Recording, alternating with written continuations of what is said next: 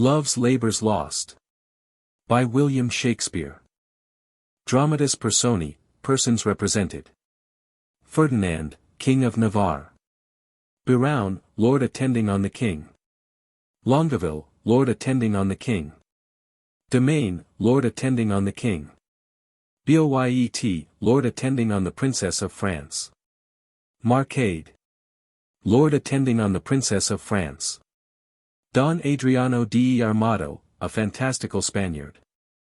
Sir Nathaniel, a curate. Holofernes, a schoolmaster. Dull, a constable. Costard, a clown. Mote, page to Armado. A forester. The Princess of France. Rosaline, lady attending on the princess. Maria, lady attending on the princess. Katharine, lady attending on the princess. Jacquenetta, a country wench. Officers and others, attendants on the king and princess. Scene, Navarre. How do you find this book? Any thoughts about the book or the author? Any suggestion for improvement? Please take a moment to share your thoughts in a comment. If you like it, share it with your friends who might enjoy it as well. Subscribe to keep in touch. Visit CompleteAudiobooks.com for more quality content. Act I. Scene I. The King of Navarre's Park. Enter Ferdinand, King of Navarre, Biron, Longueville and Domain. Ferdinand. Let fame, that all hunt after in their lives. Live registered upon our brazen tombs. And then grace us in the disgrace of death. When, spite of cormorant devouring time, the endeavor of this present breath may buy that honor which shall bait his scythe's keen edge, and make us heirs of all eternity. Therefore, brave conquerors, for so you are, that war against your own affections, and the huge army of the world's desires, our late edict shall strongly stand in force. Navarre shall be the wonder of the world. Our court shall be a little academe, still and contemplative in living art. You three, Biron, Domain, and Longueville, have sworn for 3 years' term to live with me, my fellow scholars, and to keep those statutes that are recorded in this schedule here. Your oaths are passed. And now subscribe your names, that his own hand may strike his honor down, that violates the smallest branch herein. If you are armed to do as sworn to do, subscribe to your deep oaths, and keep it too. Longueville. I am resolved. 'Tis but a 3 years' fast. The mind shall banquet, though the body pine. Fat paunches have lean pates, and dainty bits make rich the ribs, but bankrupt quite the wits. Domain. My loving lord, Domain is mortified. The grosser manner of these world's delights he throws upon the gross world's baser slaves. To love, to wealth, to pomp, I pine and die, with all these living in philosophy. Biron. I can but say their protestation over. So much, dear liege, I have already sworn. That is, to live and study here 3 years. But there are other strict observances. As, not to see a woman in that term, which I hope well is not enrolled there. And 1 day in a week to touch no food. And but 1 meal on every day beside, the which I hope is not enrolled there. And then, to sleep but 3 hours in the night, and not be seen to wink of all the day, when I was wont to think no harm all night, and make a dark night too of half the day, which I hope well is not enrolled there. Oh, these are barren tasks, too hard to keep. Not to see ladies, study, fast, not sleep. Ferdinand. Your oath is passed to pass away from these. Biron. Let me say no, my liege, and if you please. I only swore to study with your grace, and stay here in your court for 3 years' space. Longueville. You swore to that, Biron, and to the rest. Biron. By yea and nay, sir, then I swore in jest. What is the end of study? Let me know. Ferdinand. Why, that to know, which else we should not know. Biron. Things hid and barred, you mean, from common sense. Ferdinand. Aye, that is study's godlike recompense. Biron. Come on, then.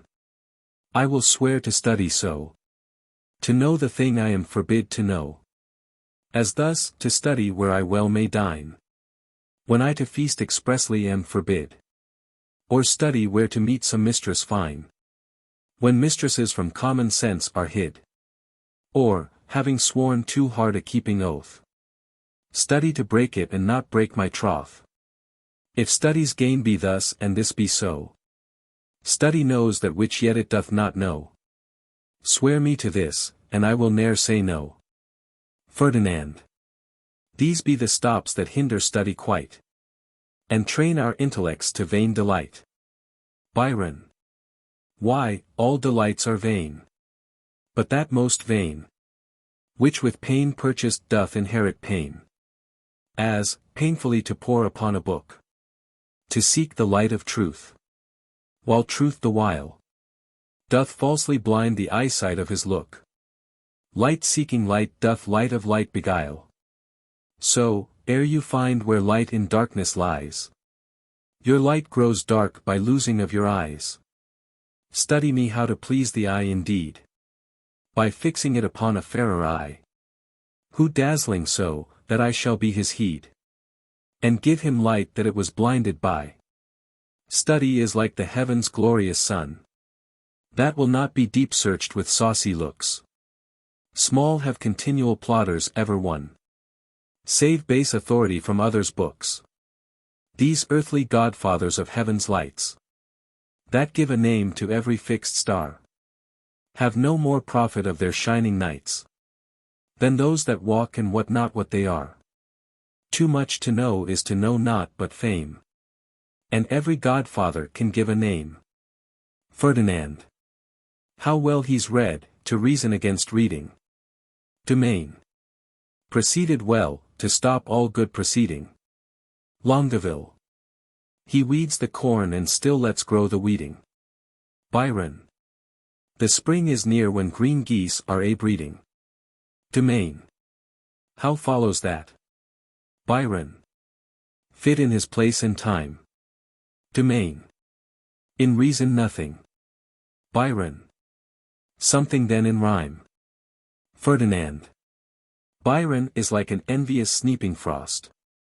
That bites the firstborn infants of the spring. Biron. Well, say I am, why should proud summer boast? Before the birds have any cause to sing. Why should I joy in any abortive birth? At Christmas I no more desire a rose. Than wish a snow in May's new-fangled mirth. But like of each thing that in season grows. So you, to study now it is too late. Climb o'er the house to unlock the little gate. Ferdinand. Well, sit you out, go home, Biron, adieu. Biron. No, my good lord. I have sworn to stay with you. And though I have for barbarism spoke more than for that angel knowledge you can say. Yet confident I'll keep what I have swore. And bide the penance of each 3 years' day. Give me the paper, let me read the same. And to the strict decrees I'll write my name. Ferdinand. How well this yielding rescues thee from shame. Biron.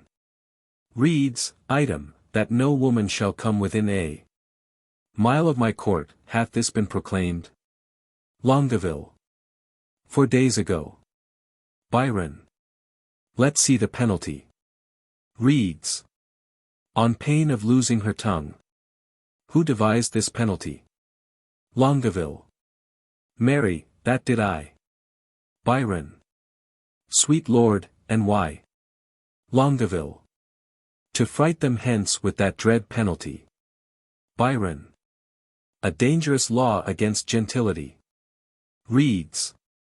Item, if any man be seen to talk with a woman. Within the term of 3 years, he shall endure such Public shame as the rest of the court can possibly devise. This article, my liege, yourself must break. For well you know here comes an embassy. The French king's daughter with yourself to speak. A maid of grace and complete majesty. About surrender up of Aquitaine. To her decrepit, sick and bedrid father. Therefore this article is made in vain. Or vainly comes the admired princess hither. Ferdinand. What say you, lords? Why, this was quite forgot. Biron. So study evermore is overshot. While it doth study to have what it would, it doth forget to do the thing it should. And when it hath the thing it hunteth most, 'tis one as towns with fire, so won, so lost. Ferdinand. We must of force dispense with this decree. She must lie here on mere necessity. Biron. Necessity will make us all forsworn. 3,000 times within this 3 years' space. For every man with his affects is born. Not by might mastered but by special grace. If I break faith, this word shall speak for me. I am forsworn on mere necessity. So to the laws at large I write my name. Subscribes. And he that breaks them in the least degree stands in attainder of eternal shame. Suggestions are to other as to me. But I believe, although I seem so loath, I am the last that will last keep his oath. But is there no quick recreation granted? Ferdinand. Aye, that there is. Our court, you know, is haunted with a refined traveller of Spain. A man in all the world's new fashion planted, that hath a mint of phrases in his brain. One whom the music of his own vain tongue doth ravish like enchanting harmony. A man of compliments, whom right and wrong have chose as umpire of their mutiny. This child of fancy, that Armado hight, for interim to our studies shall relate, in high-born words the worth of many a night. From tawny Spain lost in the world's debate. How you delight, my lords, I know not, I. But, I protest, I love to hear him lie. And I will use him for my minstrelsy. Biron. Armado is a most illustrious wight. A man of fire, new words, fashion's own knight. Longueville. Costard the swain, and he shall be our sport. And so to study, 3 years is but short. Enter Dull with a letter, and Costard. Dull. Which is the Duke's own person. Biron. This, fellow, what wouldst? Dull. I myself reprehend his own person, for I am his Grace's Tharborough, but I would see his own person in flesh and blood. Biron. This is he. Dull.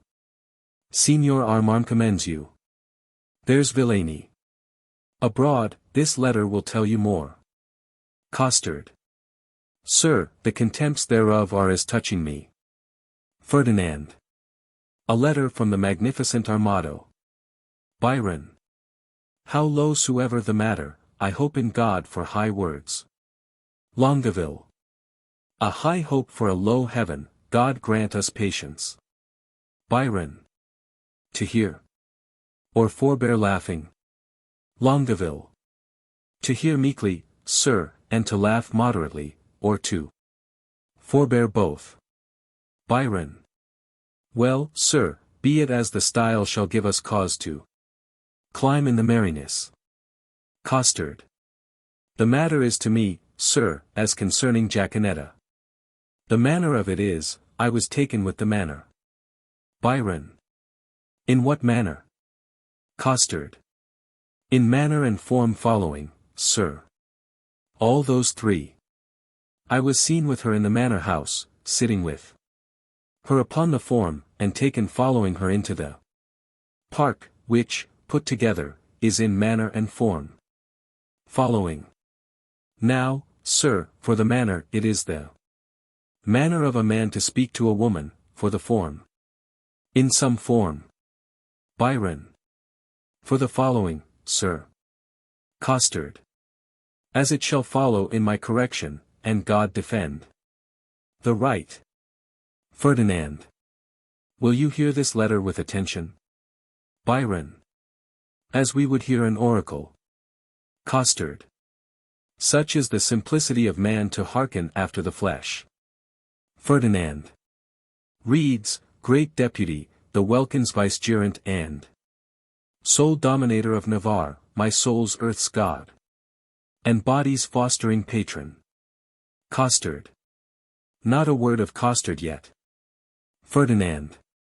Reads, So it is. Costard.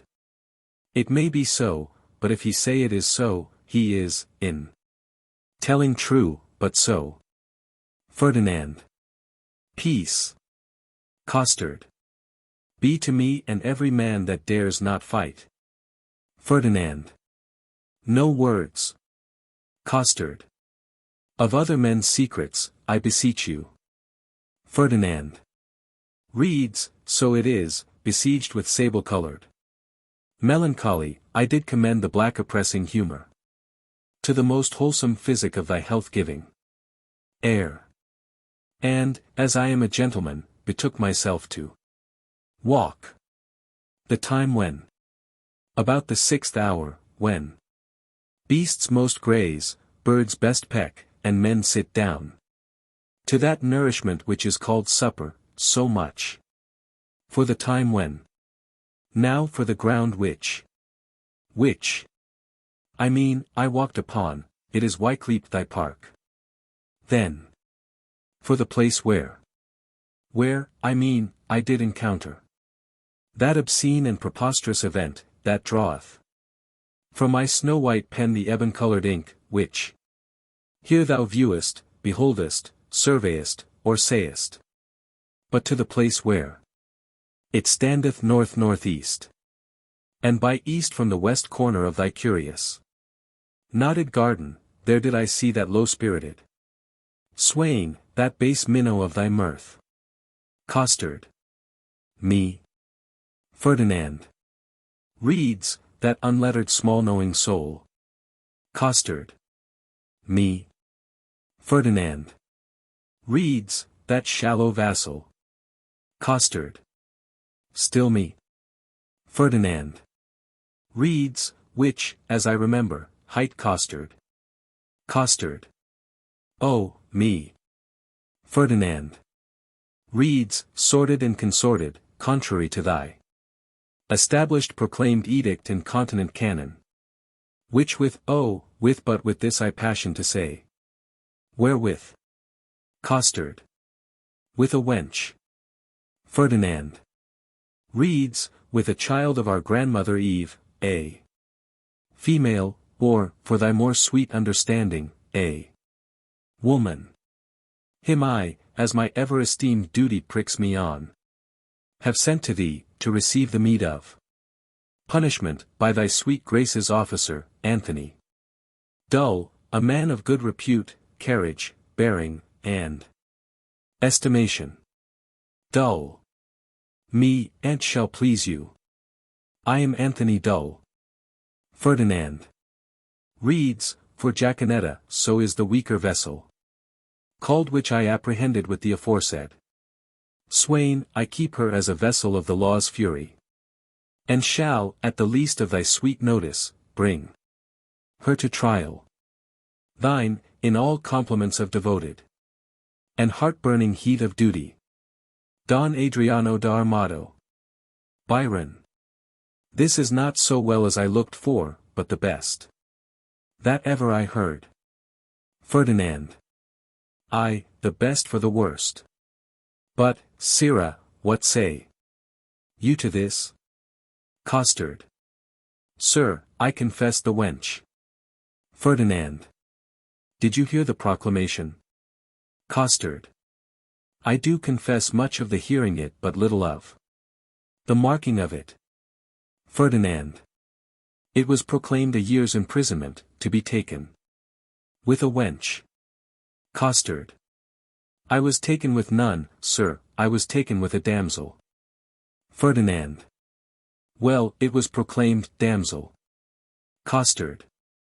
This was no damsel, neither, sir, she was a virgin. Ferdinand. It is so varied, too, for it was proclaimed virgin. Costard. If it were, I deny her virginity, I was taken with a maid. Ferdinand. This maid will not serve your turn, sir. Costard. This maid will serve my turn, sir. Ferdinand. Sir, I will pronounce your sentence, you shall fast a week with bran and water. Costard. I had rather pray a month with mutton and porridge. Ferdinand. And Don Armado shall be your keeper. My lord Biron, see him delivered o'er. And go we, lords, to put in practice that which each to other hath so strongly sworn. Exeunt Ferdinand, Longueville, and Domain. Biron. I'll lay my head to any good man's hat. These oaths and laws will prove an idle scorn. Sirrah, come on. Costard. I suffer for the truth, sir. For true it is, I was taken with Jaquenetta, and Jaquenetta is a true girl, and therefore welcome the sour cup of prosperity. Affliction may one day smile again, and till then, sit thee down, sorrow. Exeunt. Scene 2. The same. Enter Don Adriano de Armado and Mote. Armado. Boy, what sign is it when a man of great spirit grows melancholy? Mote.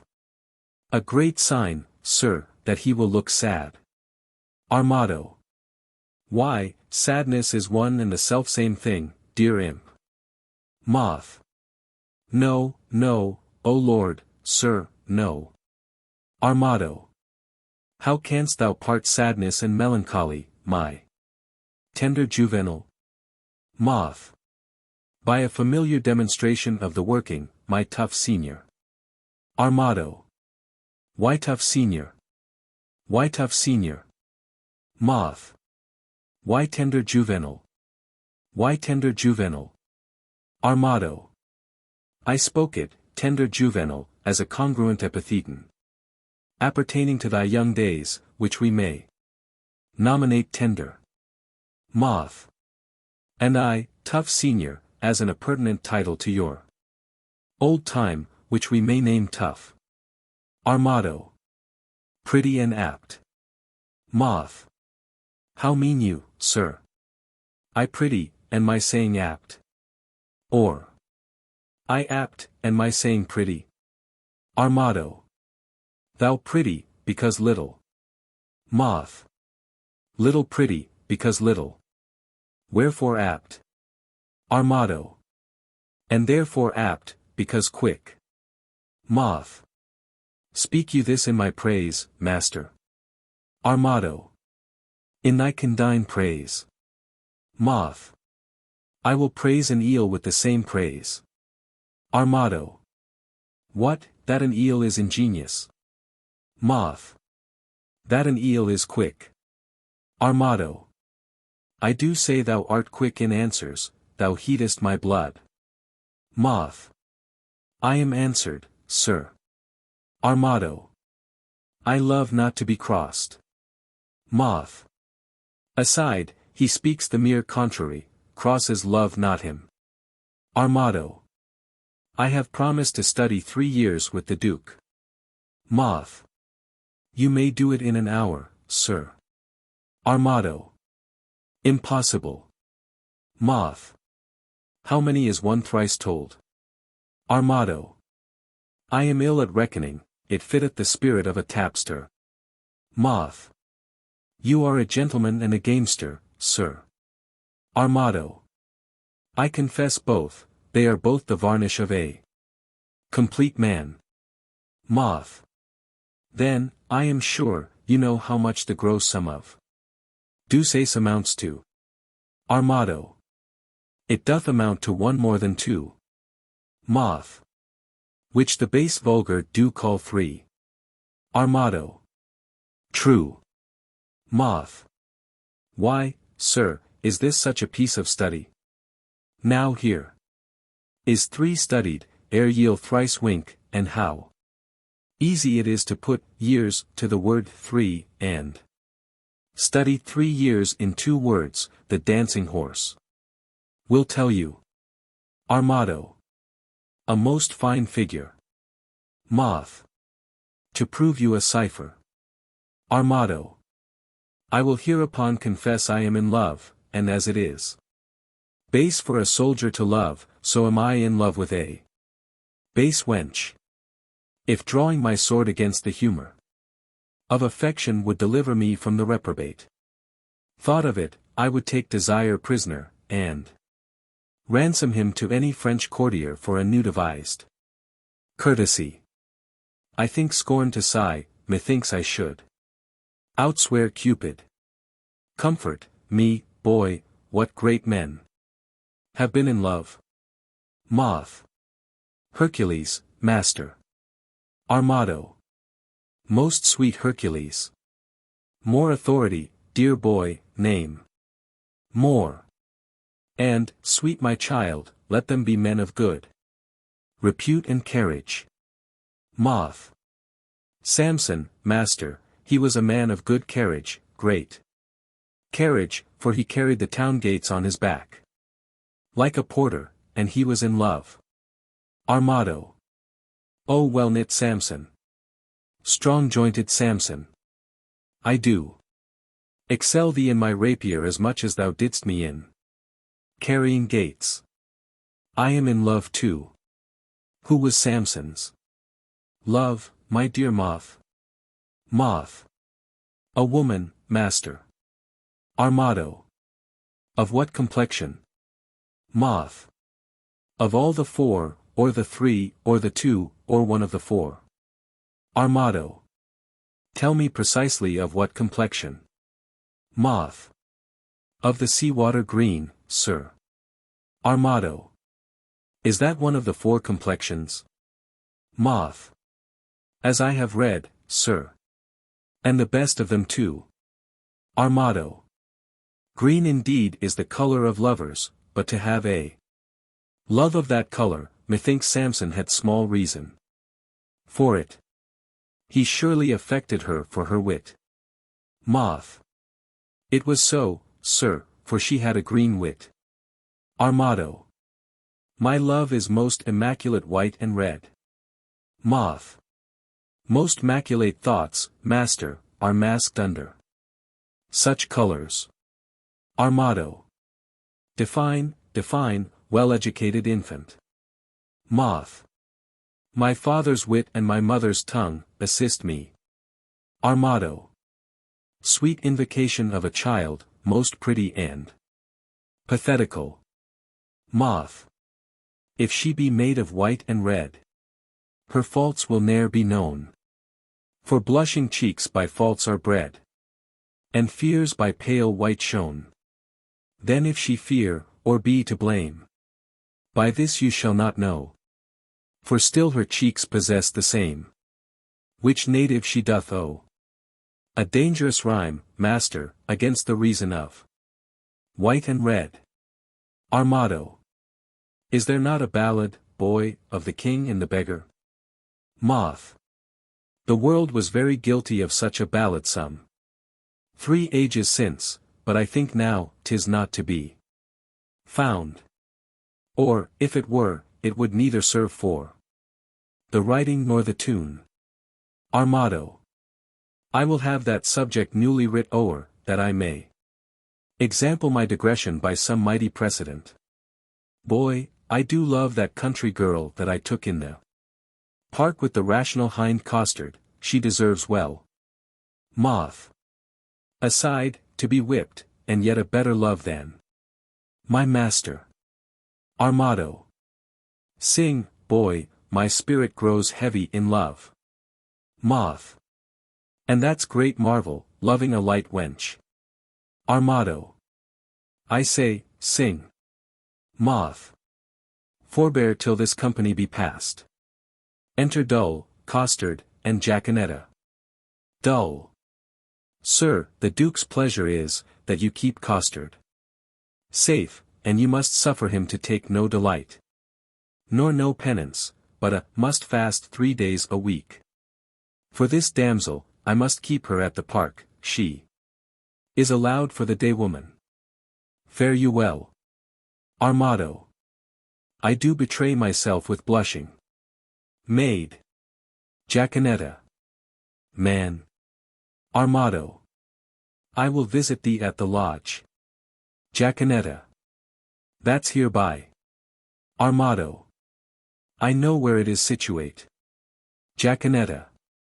Lord, how wise you are. Armado. I will tell thee wonders. Jaquenetta. With that face. Armado. I love thee. Jaquenetta. So I heard you say. Armado. And so, farewell. Jaquenetta. Fair weather after you. Dull. Come, Jaquenetta, away. Exeunt dull and Jaquenetta. Armado. Villain, thou shalt fast for thy offences ere thou be pardoned. Costard. Well, sir, I hope, when I do it, I shall do it on a full stomach. Armado. Thou shalt be heavily punished. Costard. I am more bound to you than your fellows, for they are but lightly rewarded. Armado. Take away this villain, shut him up. Mote. Come, you transgressing slave, away. Costard. Let me not be pent up, sir, I will fast, being loose. Mote. No, sir, that were fast and loose, thou shalt to prison. Costard. Well, if ever I do see the merry days of desolation that I have seen, some shall see. Mote. What shall some see? Costard. Nay, nothing, Master Mote, but what they look upon. It is not for prisoners to be too silent in their words, and therefore I will say nothing, I thank God I have as little patience as another man. And therefore I can be quiet. Exeunt Mote and Costard. Armado. I do affect the very ground, which is base, where her shoe, which is baser, guided by her foot, which is basest, doth tread. I shall be forsworn, which is a great argument of falsehood, if I love. And how can that be true love which is falsely attempted? Love is a familiar, love is a devil. There is no evil angel but love.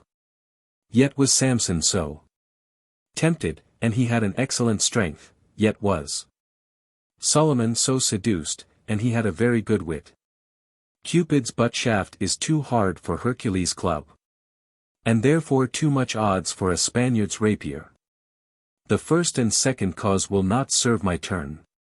The passado he respects not, the duello he regards not, his disgrace is to be called boy, but his glory is to subdue men. Adieu, valor. Rust rapier. Be still, drum. For your manager is in love. Yeah. He loveth. Assist me, some extemporal god of rhyme. For I am sure I shall turn sonnet.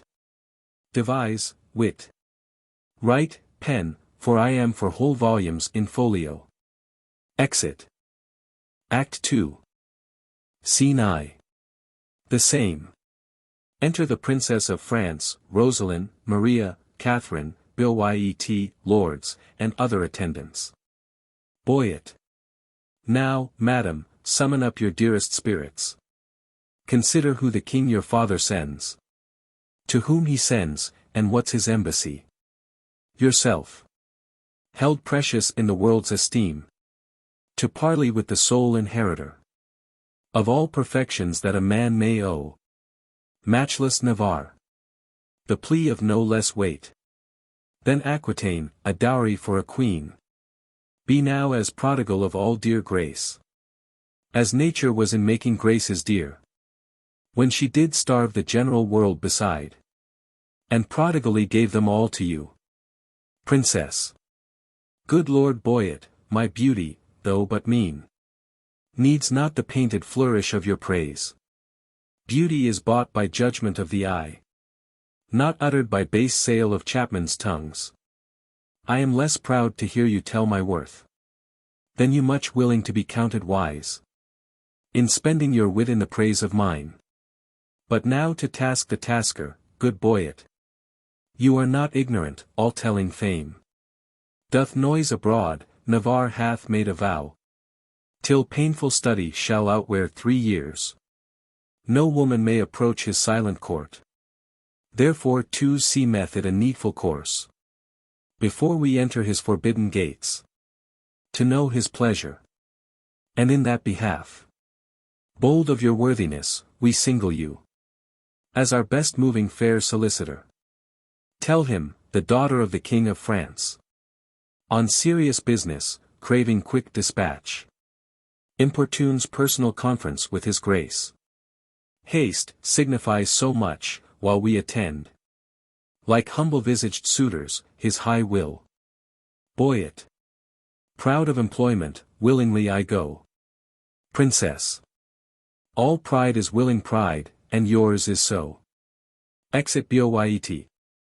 Who are the votaries, my loving lords, that are vow-fellows with this virtuous duke? First Lord. Lord Longaville is one. Princess. Know you the man? Maria. I know him, madam, at a marriage feast, between Lord Perigord and the beauteous heir of Jacques Falconbridge, solemnized. In Normandy, saw I this Longaville. A man of sovereign parts he is esteemed, well fitted in arts, glorious in arms. Nothing becomes him ill that he would well. The only soil of his fair virtue's gloss, if virtue's gloss will stain with any soil, is a sharp wit matched with too blunt a will, whose edge hath power to cut, whose will still wills. It should none spare that come within his power. Princess. Some merry mocking lord, belike, is't so. Maria. They say so most that most his humours know. Princess. Such short-lived wits do wither as they grow. Who are the rest? Katharine.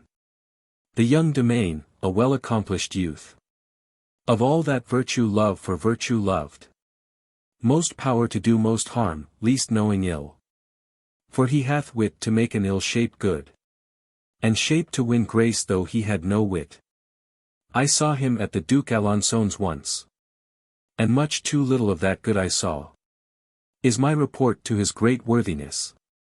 Rosaline, another of these students at that time, was there with him, if I have heard a truth. Biron they call him, but a merrier man, within the limit of becoming mirth. I never spent an hour's talk withal. His eye begets occasion for his wit. For every object that the one doth catch, the other turns to a mirth-moving jest, which his fair tongue, conceit's expositor, delivers in such apt and gracious words, that aged ears play truant at his tales, and younger hearings are quite ravished. So sweet and voluble is his discourse. Princess. God bless my ladies. Are they all in love? That every one her own hath garnished with such bedecking ornaments of praise? First Lord. Here comes Boyet. Re-enter Boyet. Princess. Now, what admittance, Lord? Boyet. Navarre had notice of your fair approach, and he and his competitors in oath were all addressed to meet you, gentle lady. Before I came, marry, thus much I have learnt. He rather means to lodge you in the field, like one that comes here to besiege his court, then seek a dispensation for his oath, to let you enter his unpeopled house. Here comes Navarre. Enter Ferdinand, Longaville, Domain, Biron, and attendants. Ferdinand. Fair princess, welcome to the court of Navarre. Princess. Fair, I give you back again, and welcome, I have. Not yet, the roof of this court is too high to be yours. And welcome to the wide fields too base to be mine. Ferdinand. You shall be welcome, madam, to my court. Princess. I will be welcome, then, conduct me thither. Ferdinand. Hear me, dear lady, I have sworn an oath. Princess. Our Lady help my lord. He'll be forsworn. Ferdinand. Not for the world, fair madam, by my will. Princess. Why, will shall break it, will and nothing else. Ferdinand. Your ladyship is ignorant what it is. Princess. Were my lord so, his ignorance were wise. Where now his knowledge must prove ignorance. I hear your grace hath sworn out housekeeping. 'Tis deadly sin to keep that oath, my lord. And sin to break it. But pardon me. I am too sudden bold. To teach a teacher ill beseemeth me. Vouchsafe to read the purpose of my coming. And suddenly resolve me in my suit. Ferdinand. Madam, I will, if suddenly I may. Princess. You will the sooner, that I were away. For you'll prove perjured if you make me stay. Biron. Did not I dance with you in Brabant once? Rosaline. Did not I dance with you in Brabant once? Biron. I know you did. Rosaline. How needless was it then to ask the question? Biron. You must not be so quick. Rosaline. 'Tis long of you that spur me with such questions. Biron. Your wit's too hot, it speeds too fast, 'twill tire. Rosaline. Not till it leave the rider in the mire. Biron. What time o' day? Rosaline. The hour that fools should ask. Biron. Now fair befall your mask. Rosaline. Fair fall the face it covers. Biron. And send you many lovers. Rosaline. Amen, so you be none. Biron. Nay, then will I be gone. Ferdinand. Madam, your father here doth intimate the payment of 100,000 crowns. Being but the 1/2 of an entire sum. Disbursed by my father in his wars. But say that he or we, as neither have received that sum, yet there remains unpaid 100,000 more, in surety of the which one part of Aquitaine is bound to us. Although not value to the money's worth. If then the king your father will restore but that 1/2 which is unsatisfied, we will give up our right in Aquitaine, and hold fair friendship with his majesty. But that, it seems, he little purposeth. For here he doth demand to have repaid 100,000 crowns, and not demands, on payment of 100,000 crowns, to have his title live in Aquitaine, which we much rather had depart withal, and have the money by our father lent, than Aquitaine so gelded as it is. Dear princess, were not his requests so far from reason's yielding, your fair self should make a yielding gainst some reason in my breast, and go well satisfied to France again. Princess. You do the king my father too much wrong, and wrong the reputation of your name, in so unseeming to confess receipt of that which hath so faithfully been paid. Ferdinand. I do protest I never heard of it. And if you prove it, I'll repay it back. Or yield up Aquitaine. Princess. We arrest your word. Boy it, you can produce acquittances for such a sum from special officers of Charles his father. Ferdinand. Satisfy me so. Boy it. So please your grace, the packet is not come. Where that and other specialties are bound. Tomorrow you shall have a sight of them. Ferdinand. It shall suffice me, at which interview all liberal reason I will yield unto.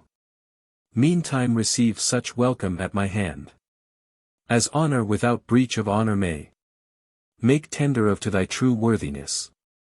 You may not come, fair princess, in my gates.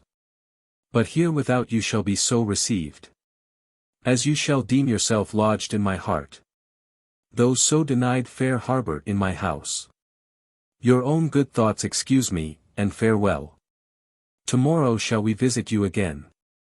Princess. Sweet health and fair desires consort your grace. Ferdinand. Thy own wish I thee in every place.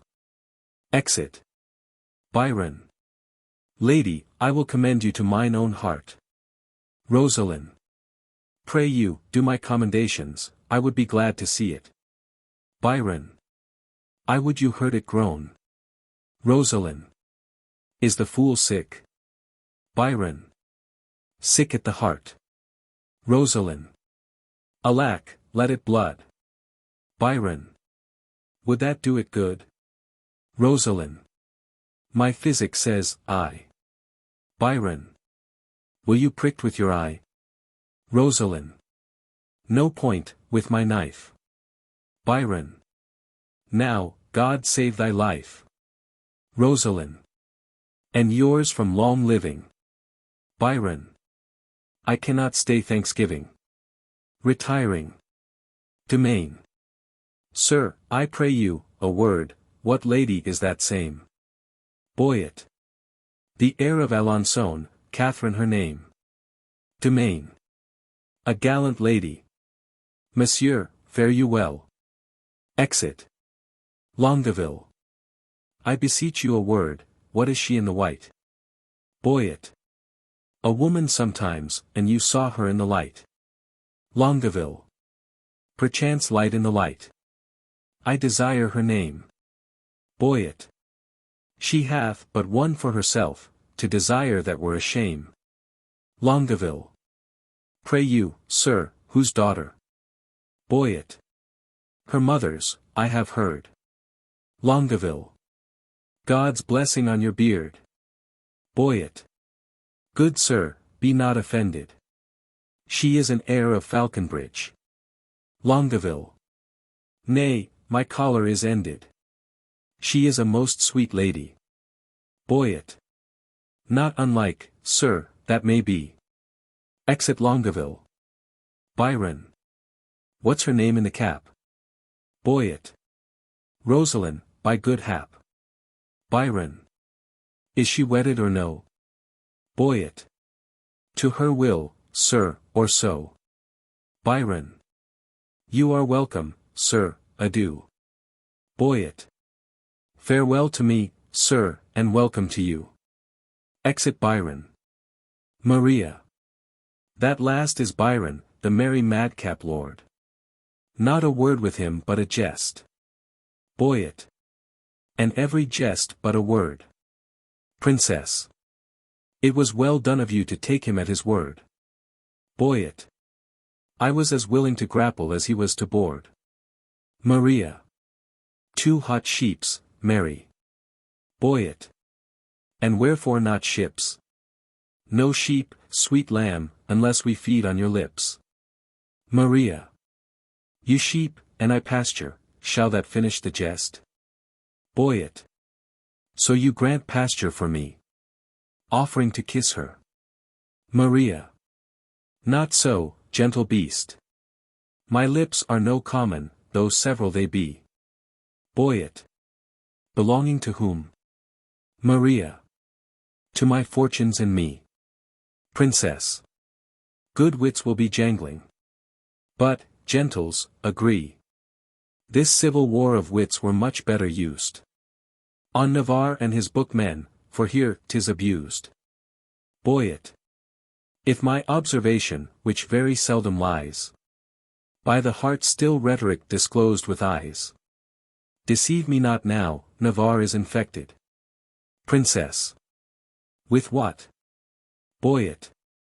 With that which we lovers in title affected. Princess. Your reason? Boyet. Why, all his behaviors did make their retire.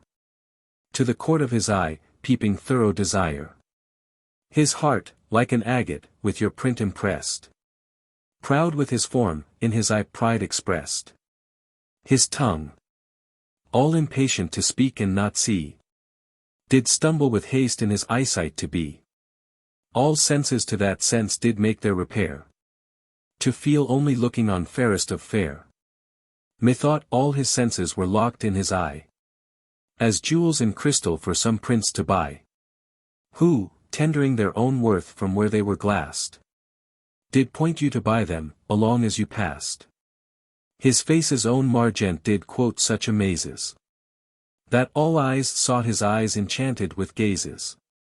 I'll give you Aquitaine and all that is his, and you give him for my sake but one loving kiss. Princess, come to our pavilion, boy it is disposed. Boy it. But to speak that in words which his eye hath disclosed, I only have made a mouth of his eye, by adding a tongue which I know will not lie. Rosaline, thou art an old love-monger and speakest skilfully. Maria, he is Cupid's grandfather and learns news of him. Rosaline, then was Venus like her mother, for her father is but grim. Boy it. Do you hear, my mad wenches? Maria, no. Boy it. What then, do you see? Rosaline, our way to be gone. Boy it. You are too hard for me. Exeunt. Act 3. Scene I. The same. Enter Don Adriano de Armado and Mote. Armado. Warble, child, make passionate my sense of hearing. Mote. Concholinal. Singing. Armado. Sweet air. Go, tenderness of years. Take this key. Give enlargement to the swain, bring him festinately hither, I must employ him in a letter to my love. Mote. Master, will you win your love with a French brawl? Armado. How meanest thou? Brawling in French? Mote. No, my complete master, but to jig off a tune at the tongue's end, canary to it with your feet, humor it with turning up your eyelids, sigh a note and sing a note, sometime through the throat, as if you swallowed love with singing love. Sometime through the nose, as if you snuffed up love by smelling love. With your hat penthouse-like o'er the shop of your eyes, with your arms crossed on your thin belly. Doublet like a rabbit on a spit, or your hands in your pocket like a man after the old painting. And keep not too long in one tune, but a snip and away. These are compliments, these are humors, these betray nice wenches, that would be betrayed without these, and make them men of note. Do you note me, that most are affected to these? Armado. How hast thou purchased this experience? Mote. By my penny of observation. Armado. But oh. Mote. The hobby horse is forgot. Armado. Callest thou my love, hobby horse? Mote. No, master. The hobby horse is but a colt, and your love perhaps a hackney. But have you forgot your love? Armado. Almost I had. Mote. Negligent student. Learn her by heart. Armado. By heart and in heart, boy. Mote. And out of heart, master, all those three I will prove. Armado. What wilt thou prove? Mote. A man, if I live, and this, by, in, and without, upon the instant, by heart you love her, because your heart cannot come by her. In heart you love her, because your heart is in love with her, and out of heart you love her, being out of heart that you cannot enjoy her. Armado. I am all these three. Mote. And 3 times as much more, and yet nothing at All. Armado. Fetch hither the swain, he must carry me a letter. Mote. A message well sympathized, a horse to be ambassador. For an ass. Armado. Ha, ha. What sayest thou? Mote. Marry, sir, you must send the ass upon the horse. For he is very slow-gaited. But I go. Armado. The way is but short, away. Mote. As swift as lead, sir. Armado. The meaning, pretty ingenious. Is not lead a metal heavy, dull, and slow? Mote. Minimi, honest master, or rather, master, no. Armado. I say lead is slow. Mote. You are too swift, sir, to say so. Is that lead slow which is fired from a gun? Armado. Sweet smoke of rhetoric. He reputes me a cannon. And the bullet, that's he. I shoot thee at the swain. Mote. Thump then and I flee. Exit. Armado. A most acute juvenile, voluble and free of grace. By thy favor, sweet welkin, I must sigh in thy face. Most rude melancholy, valor gives thee place. My herald is returned. Re-enter Mote with Costard. Mote. A wonder, master. Here's a costard broken in a shin. Armado. Some enigma, some riddle, come, thy envoy, begin. Costard. No enigma, no riddle, no envoy. No salve in the mail, sir, oh, sir, plantain, a plain plantain. No. Envoy, no envoy, no salve, sir, but a plantain. Armado. By virtue, thou enforcest laughter, thy silly thought my spleen. The heaving of my lungs provokes me to ridiculous smiling. Oh, pardon me, my stars. Doth the inconsiderate take salve for envoy, and the word envoy for a salve? Mote. Do the wise think them other? Is not envoy a salve? Armado. No, page, it is an epilogue or discourse, to make plain some obscure precedents that hath tofore been sane. I will example it. The fox, the ape, and the humble bee were still at odds, being but three. There's the moral. Now the envoy. Mote. I will add the envoy. Say the moral again. Armado. The fox, the ape, and the humble bee were still at odds, being but three. Mote. Until the goose came out of door and stayed the odds by adding four. Now will I begin your moral, and do you follow with my envoy? The fox, the ape, and the humble bee were still at odds, being but three. Armado. Until the goose came out of door, staying the odds by adding four. Mote. A good envoy, ending in the goose, would you desire more? Costard. The boy hath sold him a bargain, a goose, that's flat. Sir, your pennyworth is good, and your goose be fat. To sell a bargain well is as cunning as fast and loose. Let me see, a fat envoy, aye, that's a fat goose. Armado. Come hither, come hither. How did this argument begin? Mote. By saying that a costard was broken in a shin. Then called you for the envoy. Costard. True, and I for a plantain, thus came your argument in. Then the boy's fat envoy, the goose that you bought. And he ended the market. Armado.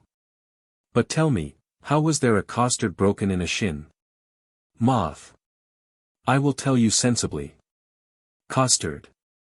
Thou hast no feeling of it, Mote, I will speak that envoy.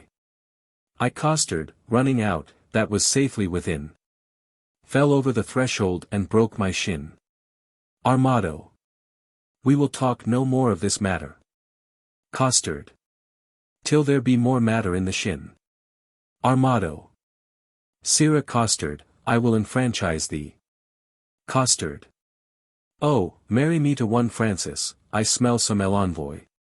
Some goose, in this. Armado. By my sweet soul, I mean setting thee at liberty. And freedoming thy person, thou wert immured. Restrained, captivated, bound. Costard. True, true, and now you will be my purgation and let me loose. Armado.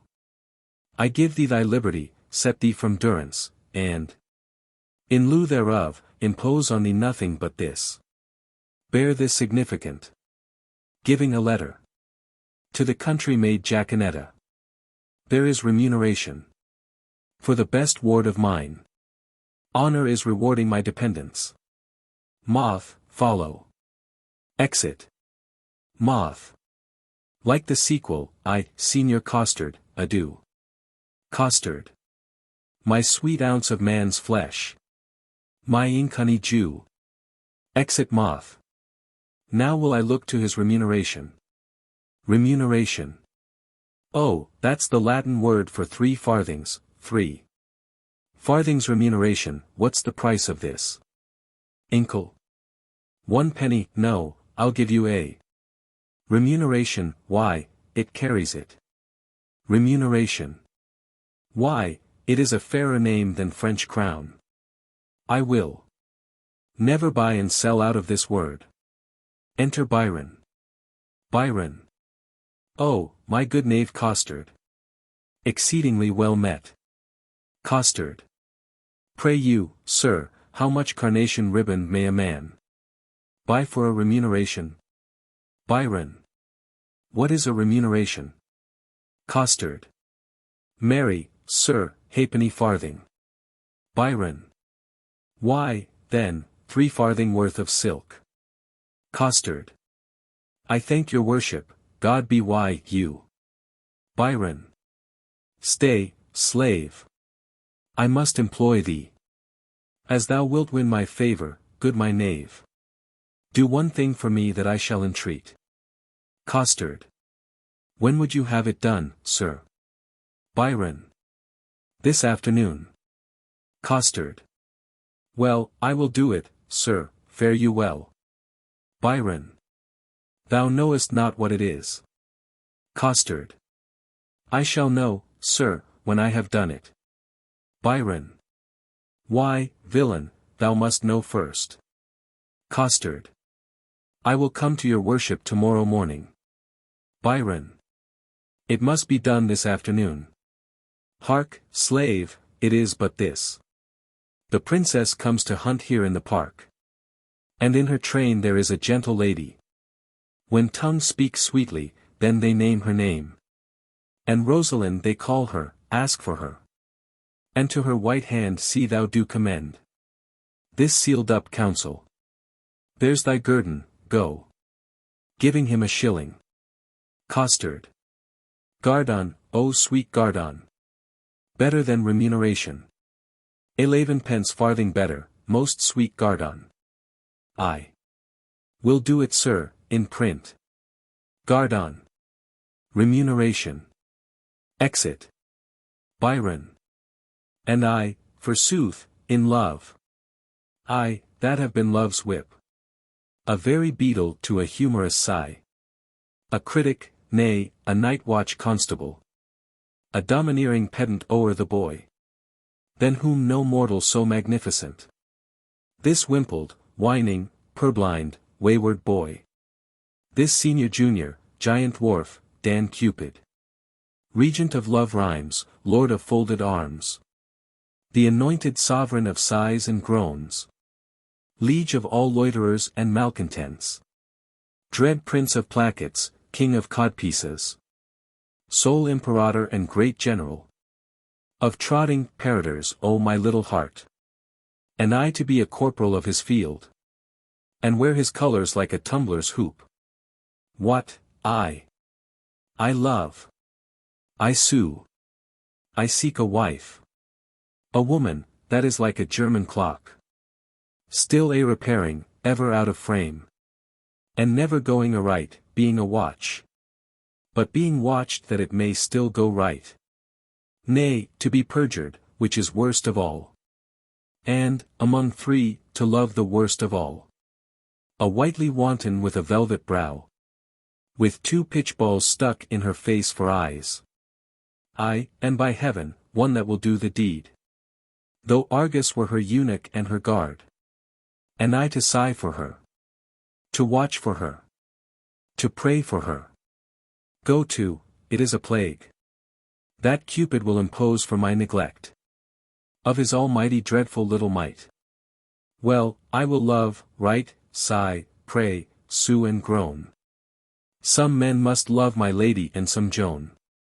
Exit. Act 4. Scene I. The same. Enter the princess, and her train, a forester, Boyet, Rosaline, Maria, and Katharine. Princess. Was that the king, that spurred his horse so hard? Against the steep uprising of the hill? Boyet. I know not. But I think it was not he. Princess. Whoe'er was, showed a mounting mind. Well, lords, today we shall have our dispatch. On Saturday we will return to France. Then, forester, my friend, where is the bush? That we must stand and play the murderer in. Forester. Hereby, upon the edge of yonder coppice. A stand where you may make the fairest shoot. Princess. I thank my beauty, I am fair that shoot. And thereupon thou speak'st the fairest shoot. Forester. Pardon me, madam, for I meant not so. Princess. What? First praise me and again say no. O short-lived pride. Not fair. Alack for woe. Forester. Yes, madam, fair. Princess.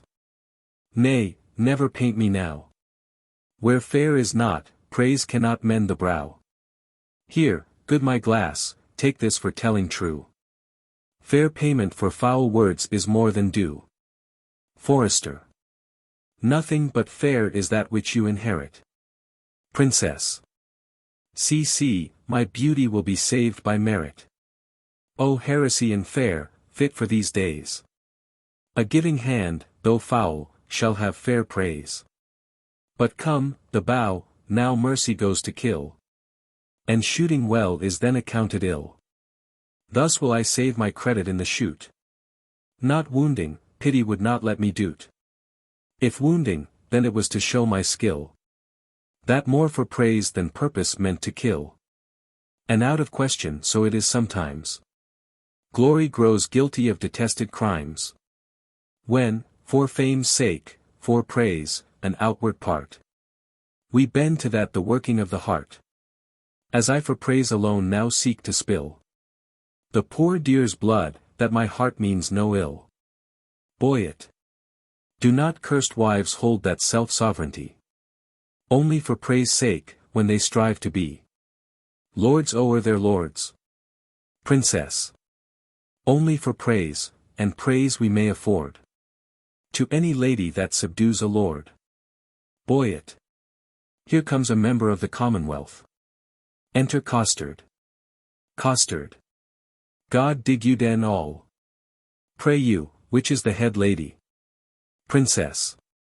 Thou shalt know her, fellow, by the rest that have no heads. Costard. Which is the greatest lady, the highest? Princess. The thickest and the tallest. Costard. The thickest and the tallest. It is so, truth is truth. And your waist, mistress, were as slender as my wit. These maids' girdles for your waist should be fit. Are not you the chief woman? You are the thickest here. Princess. What's your will, sir? What's your will? Costard. I have a letter from Monsieur Biron to one Lady Rosaline. Princess. Oh, thy letter, thy letter. He's a good friend of mine. Stand aside, good bearer. Boyet, you can carve. Break up this capon. Boy it. I am bound to serve. This letter is mistook, it importeth none here. It is writ to Jacquenetta. Princess. We will read it, I swear. Break the neck of the wax, and every one give ear. Reads. Boy it. By heaven, that thou art fair, is most infallible. True, that thou art beauteous, truth itself, that thou art lovely. More fairer than fair, beautiful. Than beauteous, truer than truth itself, have commiseration on thy heroical vassal. The magnanimous and most illustrate King Cophetua set I upon the pernicious and indubitate beggar. Xenophon, and he it was that might rightly say. Veni, vidi, vici, which to anathenize in the vulgar, O base and obscure vulgar. Videlicet, he came, saw, and overcame, he came, 1, saw 2. Overcame, 3. Who came? The king, why did he come? To see, why did he see? To overcome, 2. Whom came he? To the beggar, what saw he? The beggar, who overcame he? The beggar. The conclusion is victory, on whose side? The king's. The captive is enriched, on whose side? The beggar's. The catastrophe is a nuptial, on whose side? The king's, no, on both in one, or one in both. I am the king. For so stands the comparison. Thou the beggar, for so witnesseth thy lowliness. Shall I command thy love? I may, shall I enforce thy love? I could, shall I entreat thy love? I will. What shalt thou exchange for rags? Robes. For tittles. Titles. For thyself? Me. Thus. Expecting thy reply, I profane my lips on thy foot. My eyes on thy picture. And my heart on thy every part. Thine, in the dearest design of industry. Don Adriano da Armado. Thus dost thou hear the Nemean lion roar. Gainst thee, thou lamb, that standest as his prey. Submissive fall his princely feet before. And he from forage will incline to play. But if thou strive, poor soul, what art thou then? Food for his rage, repasture for his den. Princess. What plume of feathers is he that indited this letter? What vane? What weathercock? Did you ever hear better? Boy it. I am much deceived, but I remember the style. Princess. Else your memory is bad, going o'er it erewhile. Boy it. This Armado is a Spaniard, that keeps here in court. A fantasime, a monarcho, and one that makes sport. To the prince and his bookmates. Princess. Thou fellow, a word. Who gave thee this letter? Costard. I told you, my lord. Princess. To whom shouldst thou give it? Costard. From my lord to my lady. Princess. From which lord to which lady? Costard. From my lord Biron, a good master of mine. To a lady of France that he called Rosaline. Princess. Thou hast mistaken his letter. Come, lords, away. To Rosaline. Here, sweet, put up this, 'twill be thine another day. Exeunt princess and train. Boy it. Who is the suitor? Who is the suitor? Rosaline. Shall I teach you to know? Boy it. I, my continent of beauty. Rosaline. Why, she that bears the bow. Finely put off. Boy it. My lady goes to kill horns. But, if thou marry, hang me by the neck, if horns that ye miscarry. Finely put on. Rosaline. Well, then, I am the shooter. Boy it. And who is your dear? Rosaline. If we choose by the horns, yourself come not near. Finely put on, indeed. Maria. You still wrangle with her, boy it, and she strikes. At the brow. Boy it. But she herself is hit lower, have I hit her now? Rosaline. Shall I come upon thee with an old saying, that was a man when King Pepin of France was a little boy, as touching the hit it? Boy it. So I may answer thee with one as old, that was a woman when Queen Guinevere of Britain was a little wench, as touching the hit it. Rosaline. Thou canst not hit it, hit it, hit it. Thou canst not hit it, my good man. Boy it. And I cannot, cannot. And I cannot, another can. Exeunt Rosaline and Katharine. Costard. By my troth, most pleasant, how both did fit it. Maria. A mark marvellous well shot, for they both did hit it. Boy it. A mark. Oh, mark but that mark. A mark, says my lady. Let the mark have a prick in't, to meet at, if it may be. Maria. Wide oh, the bow hand. Faith, your hand is out. Costard. Indeed, must shoot nearer, or he'll ne'er hit the clout. Boy it. And if my hand be out, then belike your hand is in. Costard. Then will she get the upshot by cleaving the pin. Maria. Come, you talk greasily, your lips grow foul. Costard. She's too hard for you at pricks, sir, challenge her to bowl. Boy it. I fear too much rubbing. Good night, my good owl. Exeunt Boyet and Maria. Costard. By my soul, a swain. A most simple clown. Lord, how the ladies and I have put him down. Oh, my troth, most sweet jests. Most inconny. Vulgar wit. When it comes so smoothly off, so obscenely, as it were, so fit. Armado one side a most dainty man. To see him walk before a lady and to bear her fan. To see him kiss his hand. And how most sweetly will swear.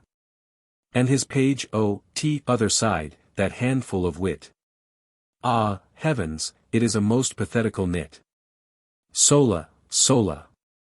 Shout within. Exit Costard, running. Scene 2. The same. Enter Holofernes, Sir Nathaniel, and dull. Sir Nathaniel.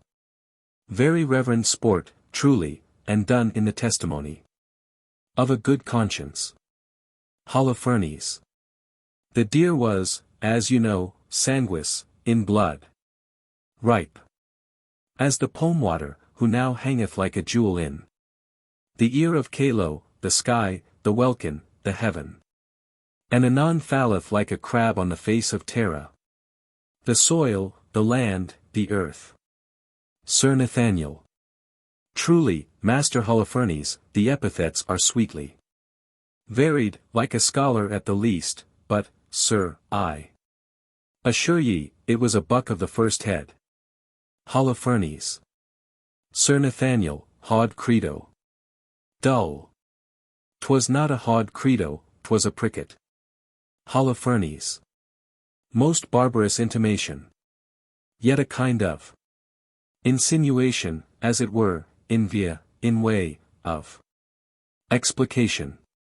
Facere, as it were, replication, or rather, ostentare, to show, as it were, his inclination, after his undressed, unpolished, uneducated, unpruned, untrained, or rather, unlettered, or ratherest, unconfirmed fashion. 2. Insert again my haud credo for a deer. Dull. I said the deer was not a haud credo, 'twas a pricket. Holofernes. Twice sod simplicity, his coctus. O thou monster ignorance, how deformed dost thou look! Sir Nathaniel. Sir, he hath never fed of the dainties that are bred in a book. He hath not eat paper, as it were, he hath not drunk ink, his intellect is not replenished. He is only an animal, only sensible in the duller parts. And such barren plants are set before us, that we thankful should be, which we of taste and feeling are, for those parts that do fructify in us more than he. For as it would ill become me to be vain, indiscreet, or a fool, so were there a patch set on learning, to see him in a school. But omni bene, say I, being of an old father's mind, many can brook the weather that love not the wind. Dull.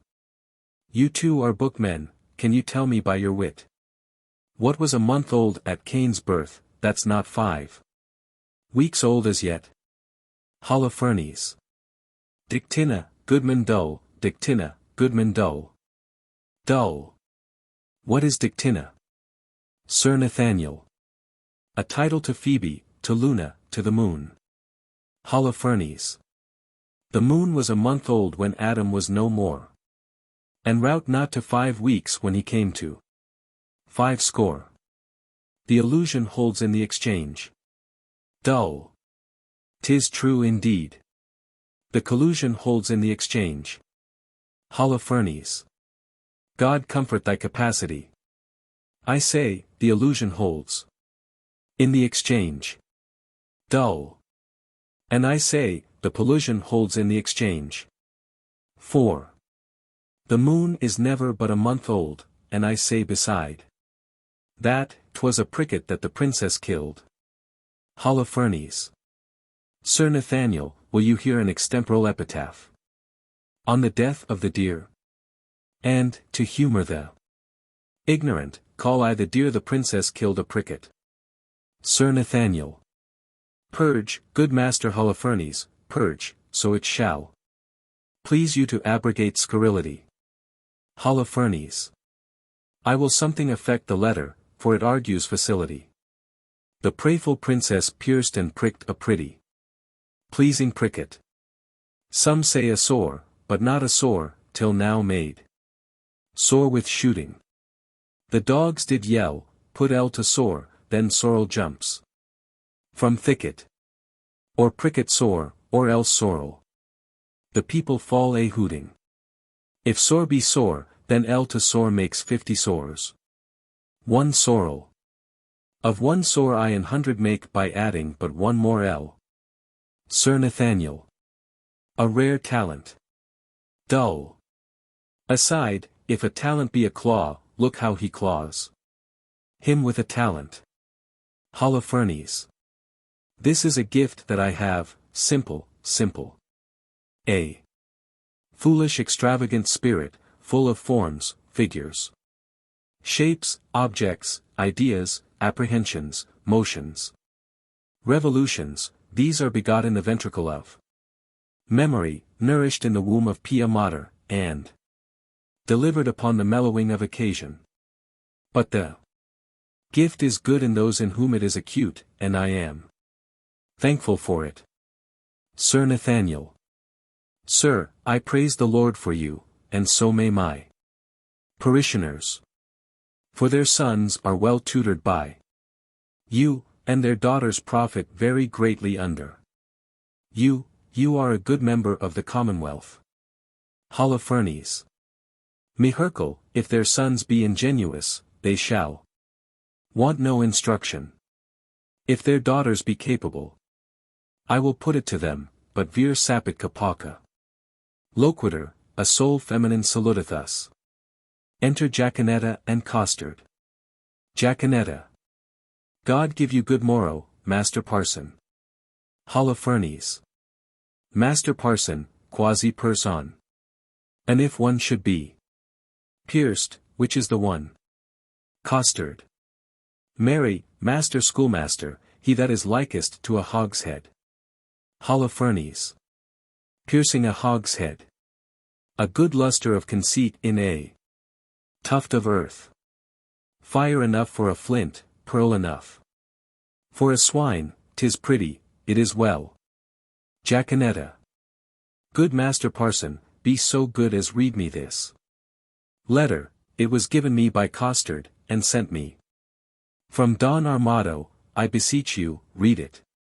Holofernes.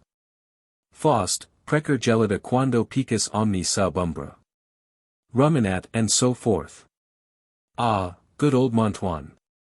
I may speak of thee as the traveller doth of Venice. Venetia, Venetia. Chi non ti vide non ti pretia. Old Montoine. Who understandeth thee? Not, loves thee not. Ut, re, sol, la, mi, fa. Under pardon, sir, what are the contents? Or rather, as Horace says in his What, my soul, verses. Sir Nathaniel. I, sir, and very learned. Holofernes. Let me hear a staff, a stanz, a verse, leg, domini. Sir Nathaniel. Reads. If love make me forsworn, how shall I swear to love? Ah, never faith could hold, if not to beauty vowed. Though to myself forsworn, to thee I'll faithful prove. Those thoughts to me were oaks, to thee like osiers bowed. Study his bias leaves and makes his book thine eyes. Where all those pleasures live that art would comprehend. If knowledge be the mark, to know thee shall suffice. Well learned is that tongue that well can thee commend. All ignorant that soul that sees thee without wonder. Which is to me some praise that I thy parts admire.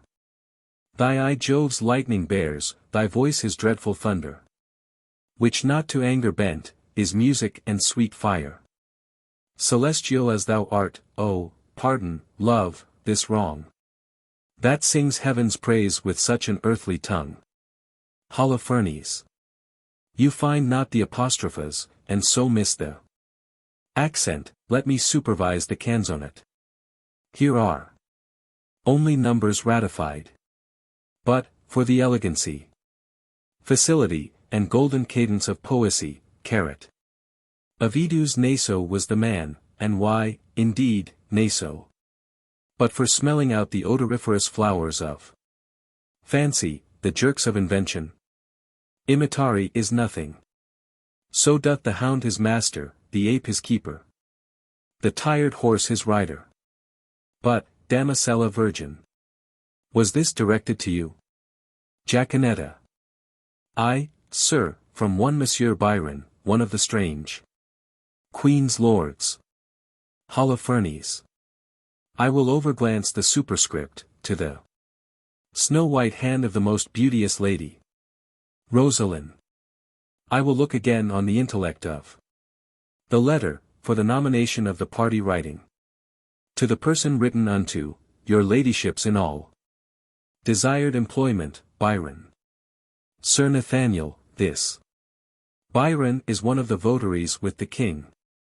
And here he hath framed a letter to a sequent of the stranger queens, which accidentally, or by the way of progression, hath miscarried. Trip and go, my sweet, deliver this paper into the royal hand of the king, it may concern much. Stay not thy compliment, I forgive thy duty, adieu. Jaquenetta. Good Costard, go with me. Sir, God save your life.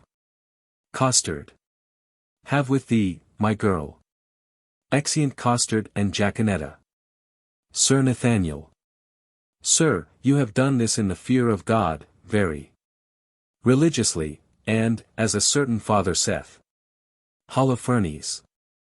Sir, tell me not of the father, I do fear colorable colors. But to return to the verses, did they please you, Sir Nathaniel? Sir Nathaniel. Marvellous well for the pen. Holofernes. I do dine today at the father's of a certain pupil of mine. Where, if, before repast, it shall please you to gratify the table with a grace, I will, on my Privilege I have with the parents of the foresaid child or pupil, undertake your benvenuto. Where I will prove those verses to be very unlearned. Neither savouring of poetry, wit, nor invention, I beseech your society, Sir Nathaniel. And thank you too, for society, saith the text, is the happiness of life. Holofernes. And, certes, the text most infallibly concludes it. To dull. Sir, I do invite you too, you shall not say me nay, pauca verba. Away. The gentles are at their game, and we will to our recreation. Exeunt. Scene 3. The same. Enter Biron, with a paper. Biron. The king he is hunting the deer, I am coursing. Myself, they have pitched a toil, I am toiling in. A pitch that defile. A foul word. Well, set thee down, sorrow. For so they say. The fool said, and so say I, and I the fool, well proved, wit. By the Lord, this love is as mad as Ajax, it kills sheep, it kills me, I a sheep. Well proved again, oh, my side. I will not love, if I do, hang me, faith, I will not. Oh, but her.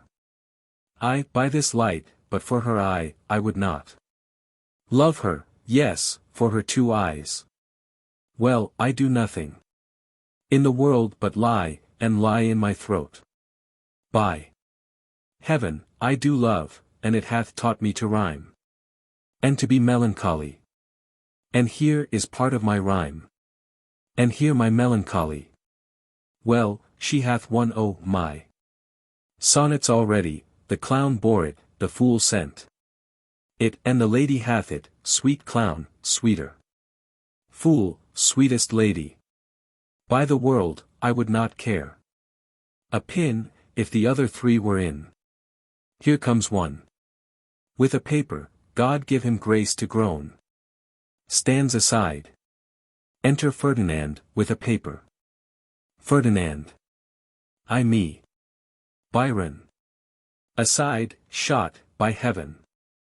Proceed, sweet Cupid. Thou hast thumped him with thy bird bolt under the left pap. In faith, secrets. Ferdinand. Reads. So sweet a kiss the golden sun gives not to those fresh morning drops upon the rose, as thy eye beams, when their fresh rays have smote the night of dew that on my cheeks down flows. Nor shines the silver moon 1/2 so bright through the transparent bosom of the deep, as doth thy face through tears of mine give light. Thou shinest in every tear that I do weep. No drop but as a coach doth carry thee. So ridest thou triumphing in my woe.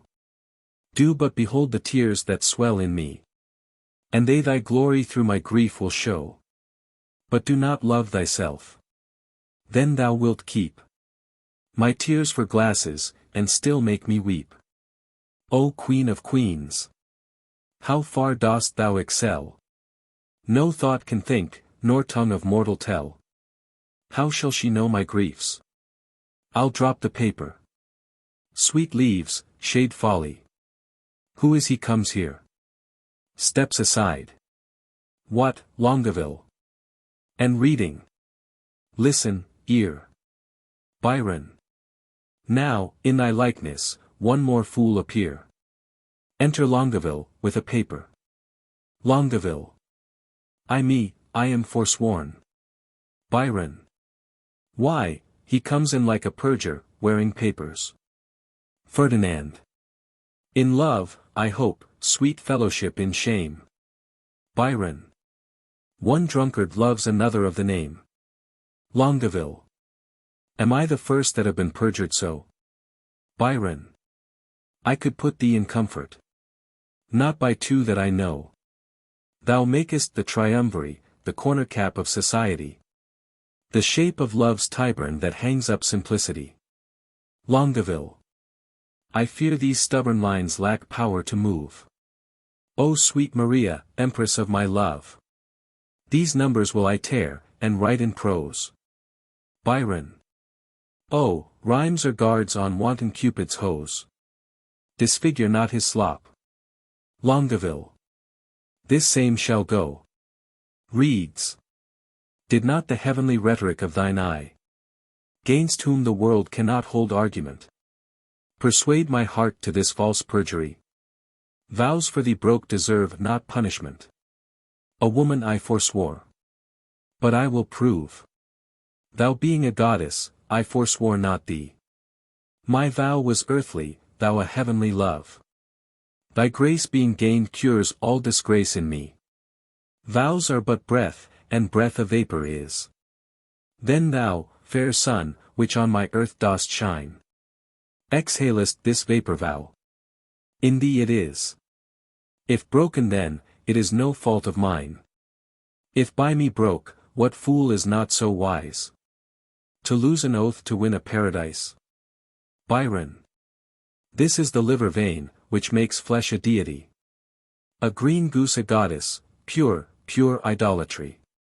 God amend us, God amend. We are much out, oh, the way. Longueville. By whom shall I send this, company? Stay. Steps aside. Biron. All hid, an old infant play. Like a demigod here sit I in the sky. And wretched fools secrets heedfully array. More sacks to the mill. O heavens, I have my wish. Enter domain, with a paper. Domain transformed. 4 woodcocks in a dish. Domain. O most divine Kate. Biron. O most profane coxcomb. Domain. By heaven, the wonder in a mortal eye. Biron. By earth, she is not, corporal, there you lie. Domain. Her amber hair for fowl hath amber quoted. Biron. An amber-colored raven was well noted. Domain. As upright as the cedar. Biron. Stoop, I say. Her shoulder is with child. Domain. As fair as day. Biron. Ay, as some days, but then no sun must shine. Domain. Oh, that I had my wish. Longueville. And I had mine. Ferdinand. And I mine too, good Lord. Biron. Amen, so I had mine, is not that a good word? Domain. I would forget her, but a fever she reigns in my blood and will remembered be. Biron. A fever in your blood. Why, then incision. Would let her out in saucers, sweet misprision. Domain. Once more I'll read the ode that I have writ. Biron. Once more I'll mark how love can vary wit. Domain. Reads. On a day alack the day. Love, whose month is ever May, spied a blossom passing fair, playing in the wanton air. Through the velvet leaves the wind, all unseen, can passage find. That the lover, sick to death, wish himself the heaven's breath. Ere, quoth he, thy cheeks may blow. Ere, would I might triumph so. But, alack, my hand is sworn ne'er to pluck thee from thy thorn. Vow, alack, for youth unmeet. Youth so apt to pluck a sweet. Do not call it sin in me, that I am forsworn for thee. Thou for whom Jove would swear Juno but an Ethiop were, and deny himself for Jove, turning mortal for thy love. This will I send, and something else more plain, that shall express my true love's fasting pain. Oh, would the king, Biron, and Longueville were lovers too. Ill, to example ill, would from my forehead wipe a perjured note. For none offend where all alike do dote. Longueville. Advancing, domain, thy love is far from charity. You may look pale, but I should blush, I know, to be o'erheard and taken napping so. Ferdinand. Advancing, come, sir, you blush, as his your case is such. You chided him, offending twice as much. You do not love Maria. Longueville. Did never sonnet for her sake compile, nor never lay his wreathed arms athwart his loving bosom to keep down his heart. I have been closely shrouded in this bush, and marked you both and for you both did blush. I heard your guilty rhymes, observed your fashion, saw sighs reek from you, noted well your passion. Ay me, says one, O Jove. The other cries. One, her hairs were gold, crystal the other's eyes. To Longueville. You would for paradise break faith, and troth. To Domain.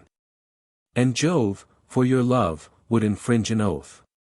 What will Biron say when that he shall hear faith so infringed, which such zeal did swear? How will he scorn? How will he spend his wit? How will he triumph, leap and laugh at it? For all the wealth that ever I did see, I would not have him know so much by me. Biron. Now step I forth to whip hypocrisy. Advancing. Ah, good my liege, I pray thee, pardon me.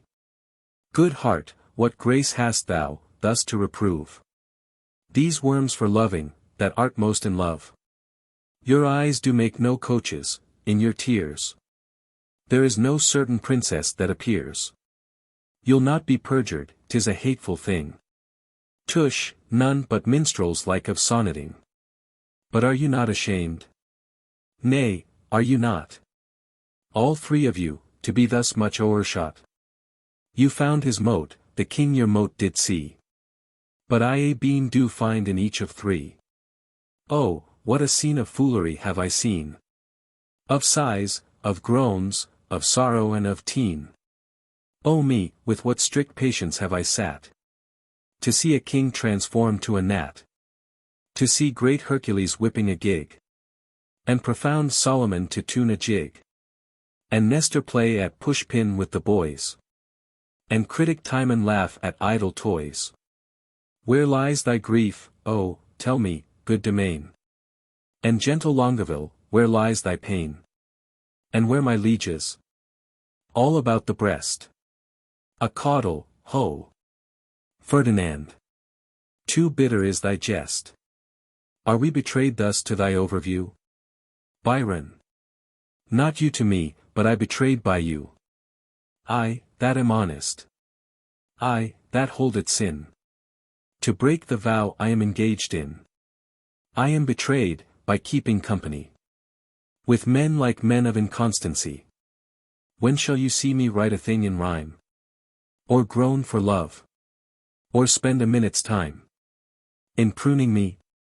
When shall you hear that I will praise a hand, a foot, a face, an eye, a gait, a state, a brow, a breast, a waist, a leg, a limb? Ferdinand. Soft. Whither away so fast? A true man or a thief that gallops so? Biron. I post from love, good lover, let me go. Enter Jaquenetta and Costard. Jaquenetta. God bless the king. Ferdinand. What present hast thou there? Costard. Some certain treason. Ferdinand. What makes treason here? Costard. Nay, it makes nothing, sir. Ferdinand. If it mar nothing neither. The treason and you go in peace away together. Jaquenetta. I beseech your grace, let this letter be read. Our parson misdoubts it, 'twas treason, he said. Ferdinand. Biron, read it over, giving him the paper. Where hadst thou it? Jaquenetta. Of Costard. Ferdinand. Where hadst thou it? Costard. Of Don Armado, Don Armado. Biron tears the letter. Ferdinand. How now? What is in you? Why dost thou tear it? Biron. A toy, my liege, a toy, your grace needs not fear it. Longueville. It did move him to passion, and therefore let's hear it. Domain. It is Biron's writing, and here is his name. Gathering up the pieces. Biron. To Costard, ah, you whoreson loggerhead. You were born to do me shame. Guilty, my lord, guilty. I confess, I confess. Ferdinand. What? Biron. That you three fools lacked me fool to make up the mess. He, and you, my liege, and I. Are pick purses in love, and we deserve to die. Oh, dismiss this audience, and I shall tell you more. Domain. Now the number is even. Biron. True, we are four. Will these turtles be gone? Ferdinand. Hence, sirs, away. Costard. Walk aside the true folk, and let the traitors stay. Exeunt Costard and Jacquenetta. Biron. Sweet lords, sweet lovers, oh, let us embrace. As true we are as flesh and blood can be. The sea will ebb and flow, heaven show his face. Young blood doth not obey an old decree. We cannot cross the cause why we were born. Therefore of all hands must we be forsworn. Ferdinand. What, did these rent lines show some love of thine? Biron. Did they, quoth you? Who sees the heavenly Rosaline? That, like a rude and savage man of Ind. At the first opening of the gorgeous east. Bows not his vassal head and strucken blind. Kisses the base ground with obedient breast. What peremptory eagle-sighted eye dares look upon the heaven of her brow? That is not blinded by her majesty. Ferdinand. What zeal, what fury hath inspired thee now? My love, her mistress, is a gracious moon.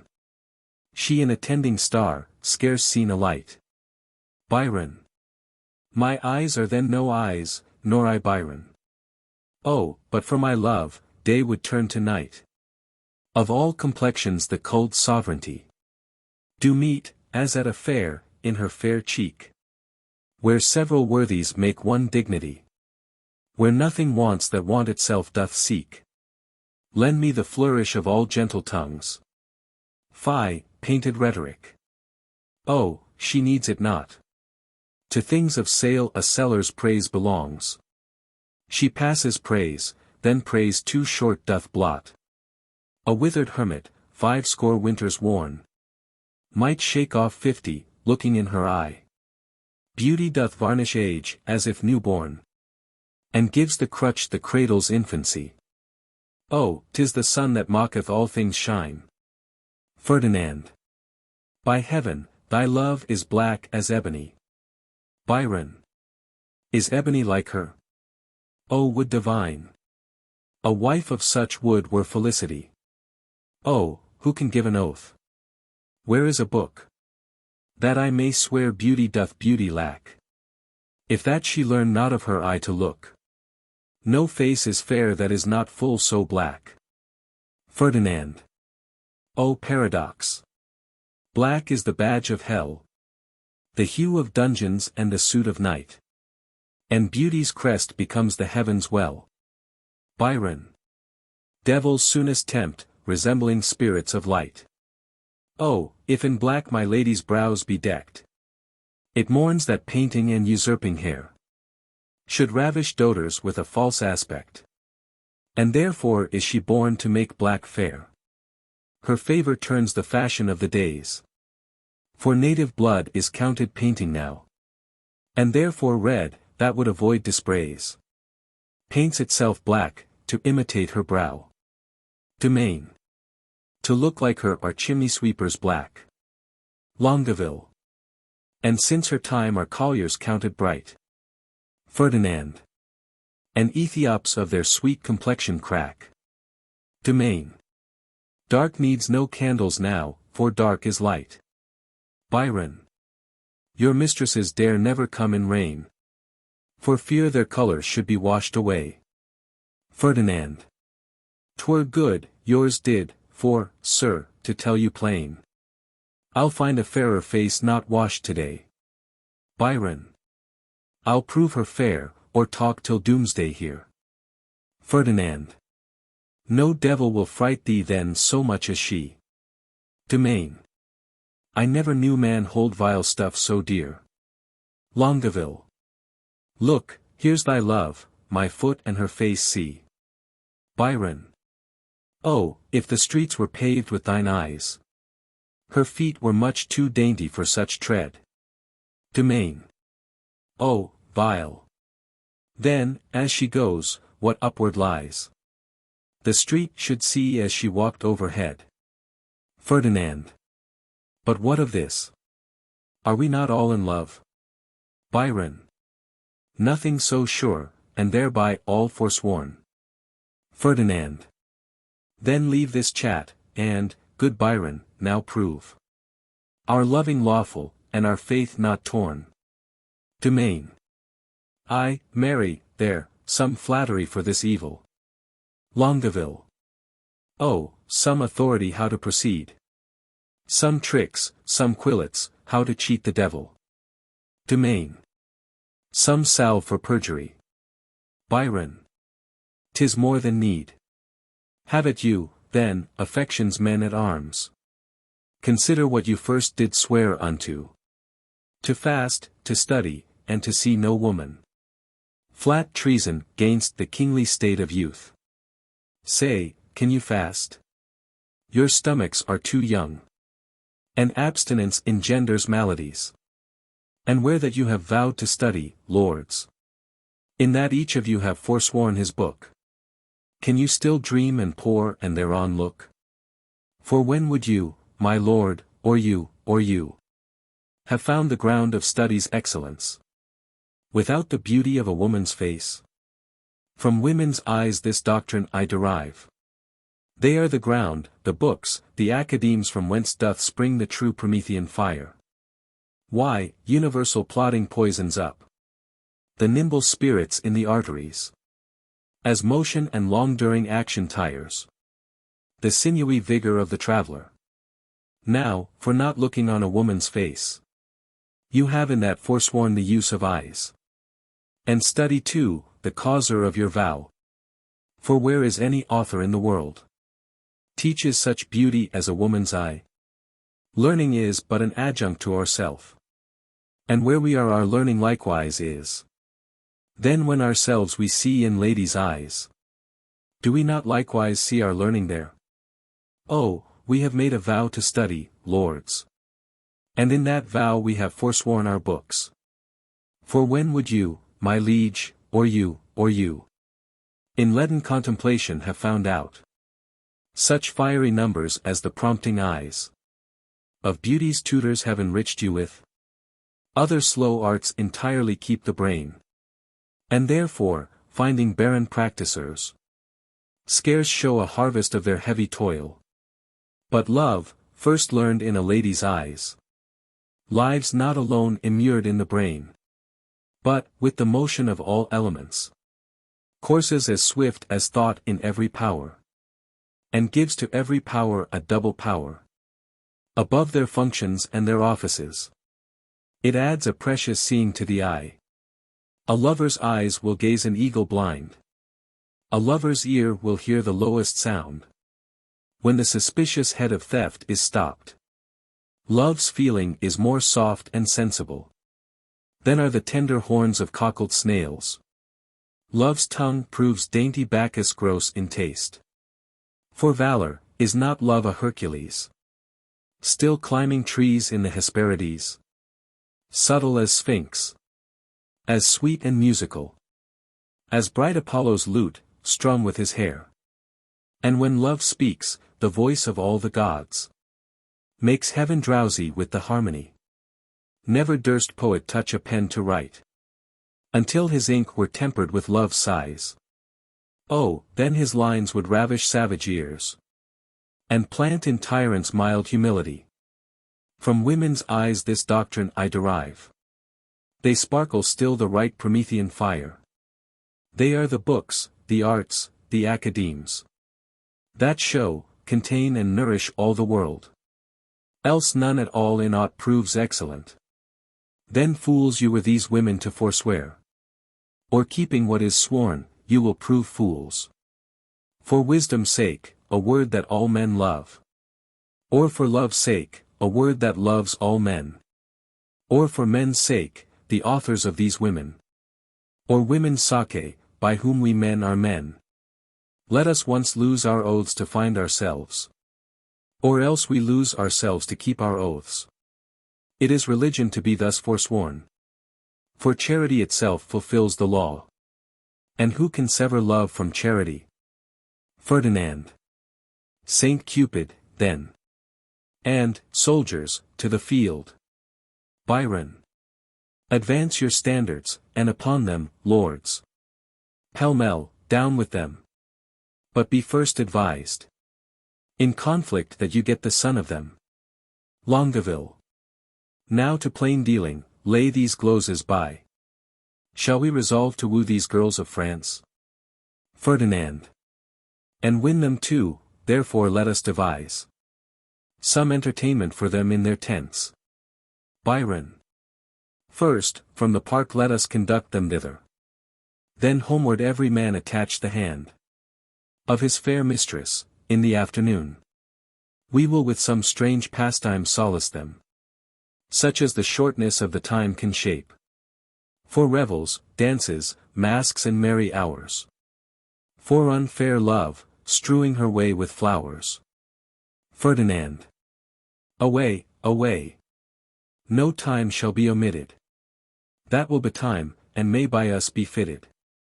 Biron. Allons. Allons. Sowed cockle reaped no corn. And justice always whirls in equal measure. Light wenches may prove plagues to men forsworn. If so, our copper buys no better treasure. Exeunt. Act V. Scene I. The same. Enter Holofernes, Sir Nathaniel, and Dull. Holofernes. Satis quot sufficit. Sir Nathaniel. I praise God for you, sir, your reasons at dinner have been sharp and sententious. Pleasant without scurrility, witty without affection, audacious without impudency, learned without opinion, and strange with out heresy. I did converse this quondam day with a companion of the king's, who is intituled, nomi Nate, or called, Don Adriano de Armado. Holofernes. Novi hominum tanquam te, his humor is lofty, his discourse peremptory, his tongue filed, his eye ambitious, his gait majestical, and his general behavior vain, ridiculous, and thrasonical. He is too picked, too spruce, too affected, too odd, as it were, too peregrinate, as I may call it. Sir Nathaniel. A most singular and choice epithet. Draws out his table book.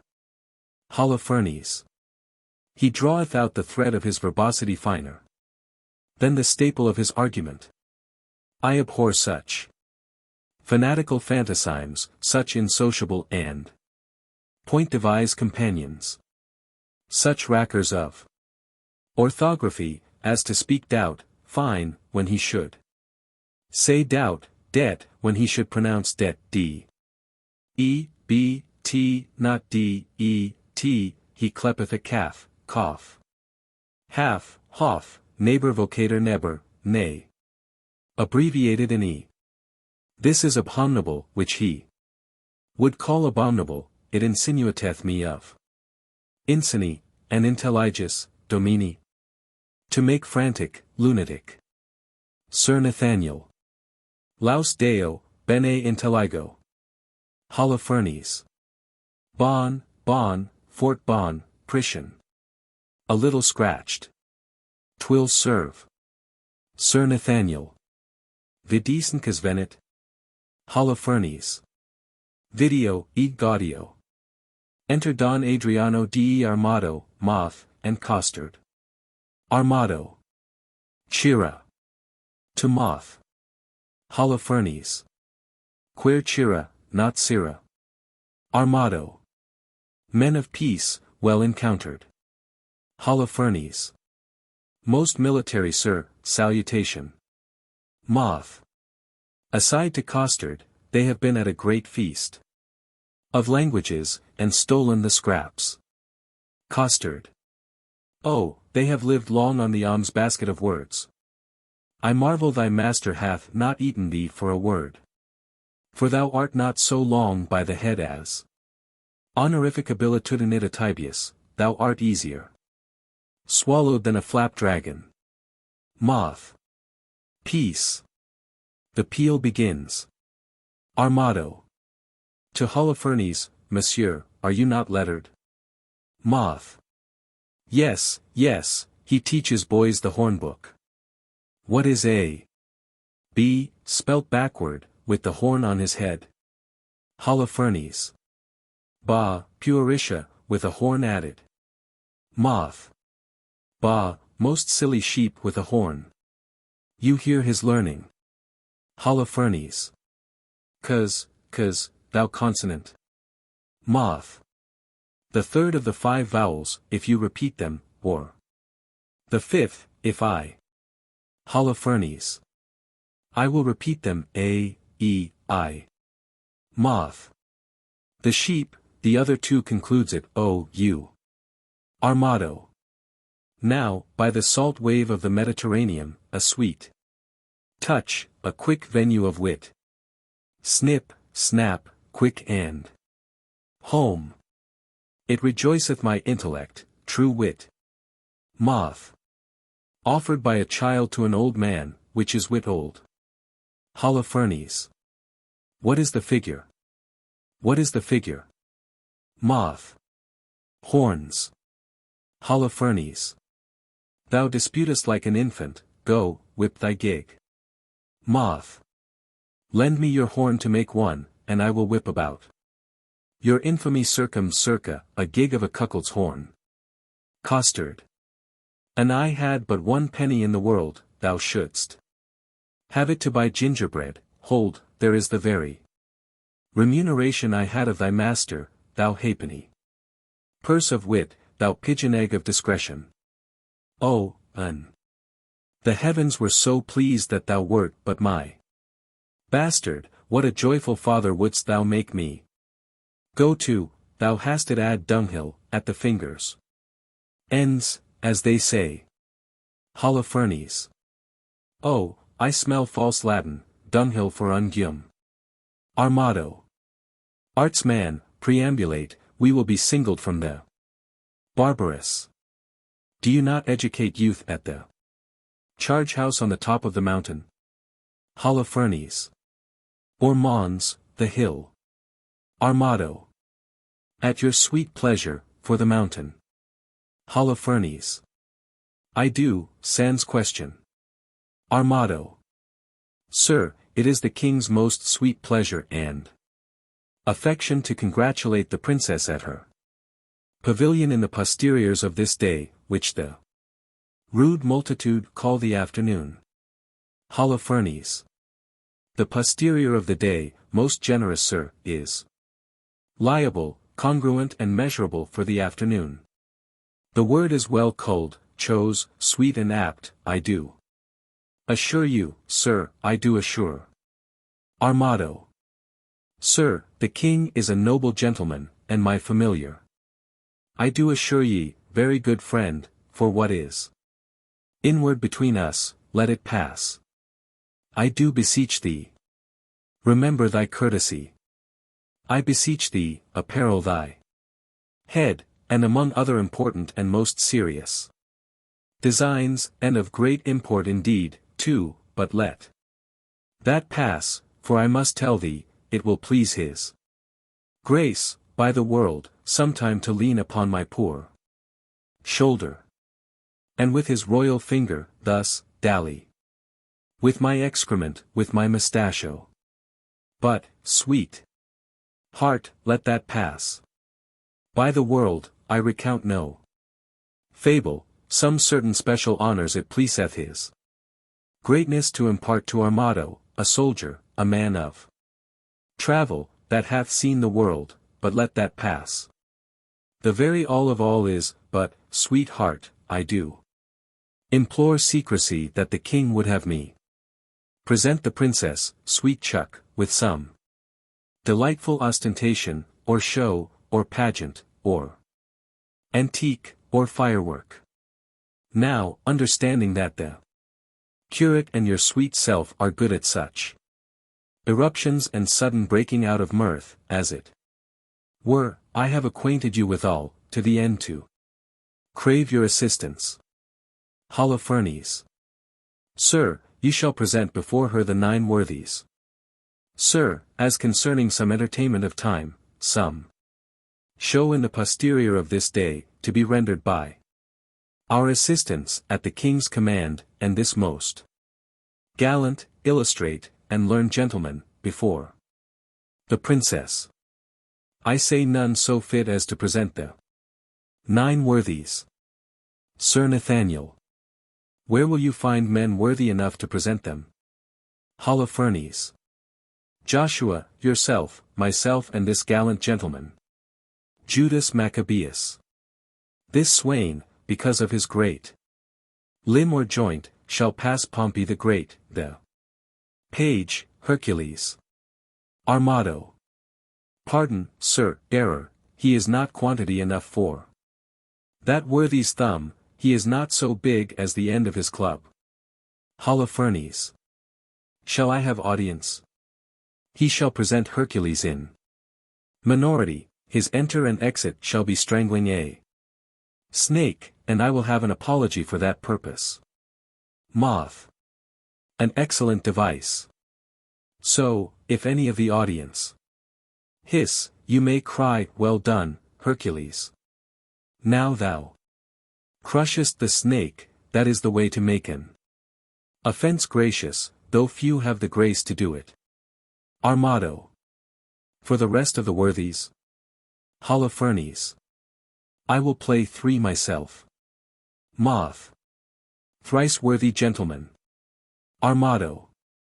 Shall I tell you a thing? Holofernes. We attend. Armado. We will have, if this fadge not, an antique. I beseech you, follow. Holofernes. Via, goodman dull. Thou hast spoken no word all this while. Dull. Nor understood none neither, sir. Holofernes. Allons. We will employ thee. Dull. I'll make one in a dance, or so, or I will play on the tabor to the worthies, and let them dance the hay. Holofernes. Most dull, honest dull.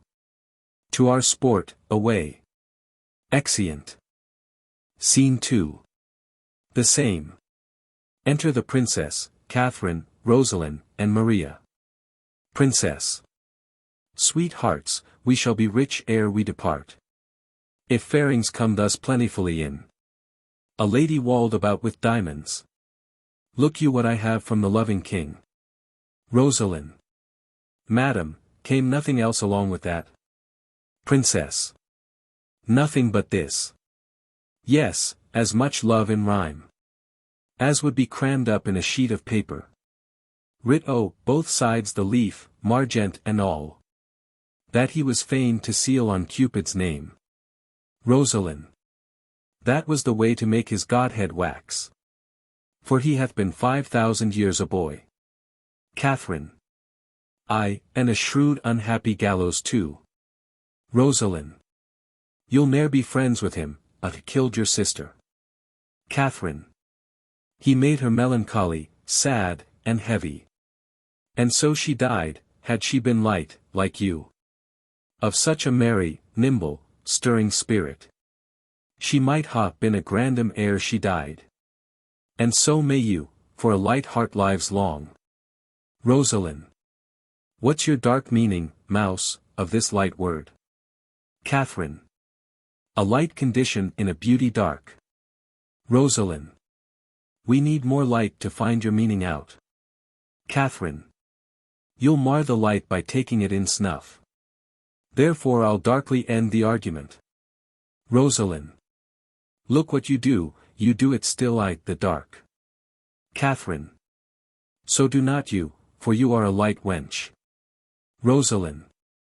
Indeed I weigh not you, and therefore light. Katharine. You weigh me not. Oh, that's you care not for me. Rosaline. Great reason, for past cure is still past care. Princess. Well bandied both, a set of wit well played. But Rosaline, you have a favor too. Who sent it? And what is it? Rosaline. I would you knew. And if my face were but as fair as yours, my favor were as great, be witness this. Nay, I have verses too, I thank Biron. The number's true. And, were the numbering too, I were the fairest goddess on the ground. I am compared to 20,000 fairs. Oh, he hath drawn my picture in his letter. Princess. Anything like. Rosaline. Much in the letters, nothing in the praise. Princess. Beauteous as ink, a good conclusion. Katharine. Fair as a text be in a copybook. Rosaline. Where pencils, ho! Let me not die your debtor. My red dominical, my golden letter. Oh, that your face were not so full of O's. Katharine. A pox of that jest. And I beshrew all shrows. Princess. But, Katharine, what was sent to you from fair domain? Katharine. Madam, this glove. Princess. Did he not send you twain? Katharine. Yes, madam, and moreover, some 1,000 verses of a faithful lover. A huge translation of hypocrisy. Vilely compiled, profound simplicity. Maria. This and these pearls to me sent Longueville. The letter is too long by half a mile. Princess. I think no less. Dost thou not wish in heart the chain were longer and the letter short? Maria. I would these hands might never part. Princess. We are wise girls to mock our lovers so. Rosaline. They are worse fools to purchase mocking so. That same Biron I'll torture ere I go. Oh, that I knew he were but in by the week. How I would make him fawn and beg and seek. And wait the season and observe the times. And spend his prodigal wits in bootless rhymes. And shape his service wholly to my hests. And make him proud to make me proud that jests. So pertant like would I o'ersway his state. That he should be my fool and I his fate. Princess. None are so surely caught, when they are catched. As wit turned fool, folly, in wisdom hatched. Hath wisdom's warrant and the help of school. And wit's own grace to grace a learned fool. Rosaline. The blood of youth burns not with such excess. As gravity's revolt to wantonness. Maria. Folly in fools bears not so strong a note. As foolery in the wise, when wit doth dote. Since all the power thereof it doth apply. To prove, by wit, worth in simplicity. Princess. Here comes Boyet, and mirth is in his face. Enter Boyet. Boyet. Oh, I am stabbed with laughter. Where's her grace? Princess. Thy news, Boyet. Boyet. Prepare, madam, prepare. Arm, wenches, arm. Encounters mounted are. Against your peace, love doth approach disguised. Armed in arguments, you'll be surprised. Muster your wits, stand in your own defense. Or hide your heads like cowards, and fly hence. Princess. Saint Denis to Saint Cupid. What are they that charge their breath against us? Say, scout, say. Boyet. Under the cool shade of a sycamore. I thought to close mine eyes some half an hour. When, lo! To interrupt my purposed rest. Toward that shade I might behold at rest the king and his companions, warily. I stole into a neighbor thicket by, and overheard what you shall overhear. That, by and by, disguised they will be here. Their herald is a pretty knavish page, that well by heart hath conned his embassage. Action and accent did they teach him there. Thus must thou speak, and thus thy body bear. And ever and anon they made a doubt. Presence majestical would put him out.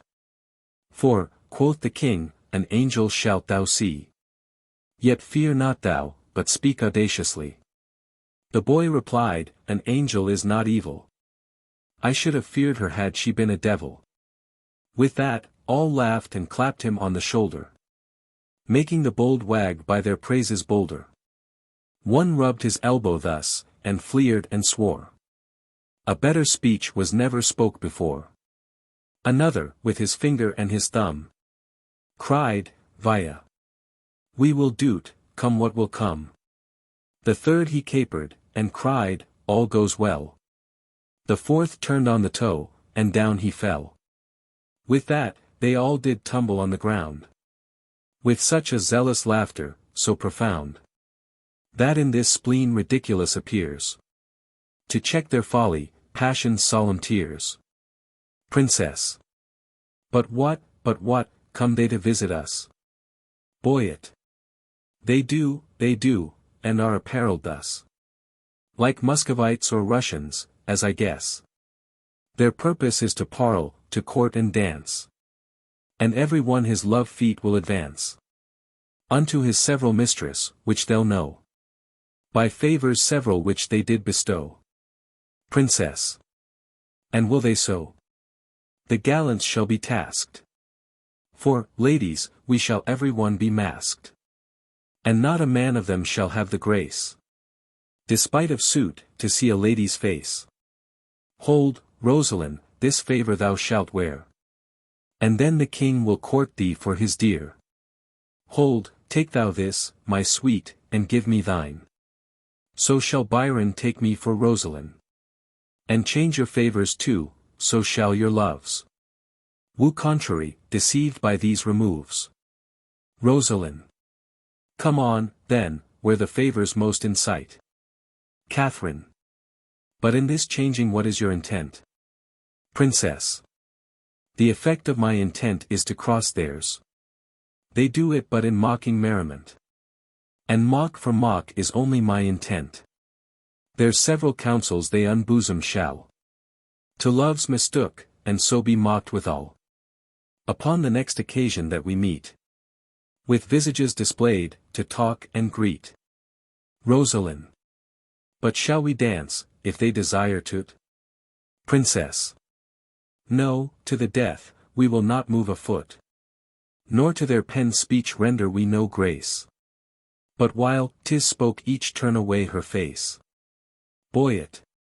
Why, that contempt will kill the speaker's heart. And quite divorce his memory from his part. Princess. Therefore I do it. And I make no doubt. The rest will ne'er come in, if he be out. There's no such sport as sport by sport o'erthrown. To make theirs ours and ours none but our own. So shall we stay, mocking intended game. And they, well mocked, depart away with shame. Trumpets sound within. Boyet. The trumpet sounds, be masked, the maskers come. The ladies mask. Enter blackamoors with music, Moth. Ferdinand, Biron, Longueville, and Demain, in Russian habits, and masked. Moth. All hail, the richest beauties on the earth. Boyet. Beauties no richer than rich taffeta. Moth. A holy parcel of the fairest dames. The ladies turn their backs to him. That ever turned their backs to mortal views. Biron. Aside to Moth, their eyes, villain, their eyes. Moth. that ever turn their eyes to mortal views, out. Boy it. True, out indeed. Moth. Out of your favors, heavenly spirits, vouchsafe not to behold. Biron. Aside to moth, once to behold, rogue. Moth. Once to behold with your sunbeamed eyes. With your sunbeamed eyes. Boy it. They will not answer to that epithet. You were best call it, daughter-beamed eyes. Moth. They do not mark me, and that brings me out. Biron. Is this your perfectness? Be gone, you rogue. Exit moth. Rosaline. What would these strangers know their minds, boy it? If they do speak our language, 'tis our will that some plain man recount their purposes. Know what they would. Boy it. What would you with the princess? Biron. Nothing but peace and gentle visitation. Rosaline. What would they, say they? Boy it. Nothing but peace and gentle visitation. Rosaline. Why, that they have, and bid them so be gone. Boy it. She says, you have it, and you may be gone. Ferdinand. Say to her, we have measured many miles. To tread a measure with her on this grass. Boy it. They say, that they have measured many a mile. To tread a measure with you on this grass. Rosaline. It is not so. Ask them how many inches is in 1 mile, if they have measured many. The measure then of one is easily told. Boy it. If to come hither you have measured miles, and many miles, the princess bids you tell. How many inches doth fill up 1 mile? Biron. Tell her, we measure them by weary steps. Boy it. She hears herself. Rosaline. How many weary steps of many weary miles you have o'ergone are numbered in the travel of 1 mile. Biron. We number nothing that we spend for you. Our duty is so rich, so infinite, that we may do it still without a compt. Vouchsafe to show the sunshine of your face, that we, like savages, may worship it. Rosaline. My face is but a moon, and clouded too. Ferdinand. Blessed are clouds, to do as such clouds do. Vouchsafe, bright moon, and these thy stars, to shine. Those clouds removed, upon our watery Ine. Rosaline. O vain petitioner! Beg a greater matter. Thou now request'st but moonshine in the water. Ferdinand. Then, in our measure do but vouchsafe one change. Thou bidst me beg, this begging is not strange. Rosaline. Play, music, then. Nay, you must do it soon. Music plays. Not yet. No dance. Thus change I like the moon. Ferdinand. Will you not dance? How come you thus estranged? Rosaline. You took the moon at full, but now she's changed. Ferdinand. Yet still she is the moon, and I the man. The music plays, vouchsafe some motion to it. Rosaline. Our ears vouchsafe it. Ferdinand. But your legs should do it. Rosaline. Since you are strangers and come here by chance, will not be nice, take hands. We will not dance. Ferdinand. Why take we hands, then? Rosaline. Only to part friends. Curtsy, sweethearts, and so the measure ends. Ferdinand. More measure of this measure, be not nice. Rosaline. We can afford no more at such a price. Ferdinand. Prize you yourselves, what buys your company? Rosaline. Your absence only. Ferdinand. That can never be. Rosaline. Then cannot we be bought, and so, adieu. Twice to your visor, and half once to you. Ferdinand. If you deny to dance, let's hold more chat. Rosaline. In private, then. Ferdinand. I am best pleased with that. They converse apart. Biron. White-handed mistress, one sweet word with thee. Princess. Honey, and milk, and sugar. There is 3. Biron. Nay then, 2 trays, and if you grow so nice. Metheglin, Wort, and Momsey, well run, dice. There's half a dozen sweets.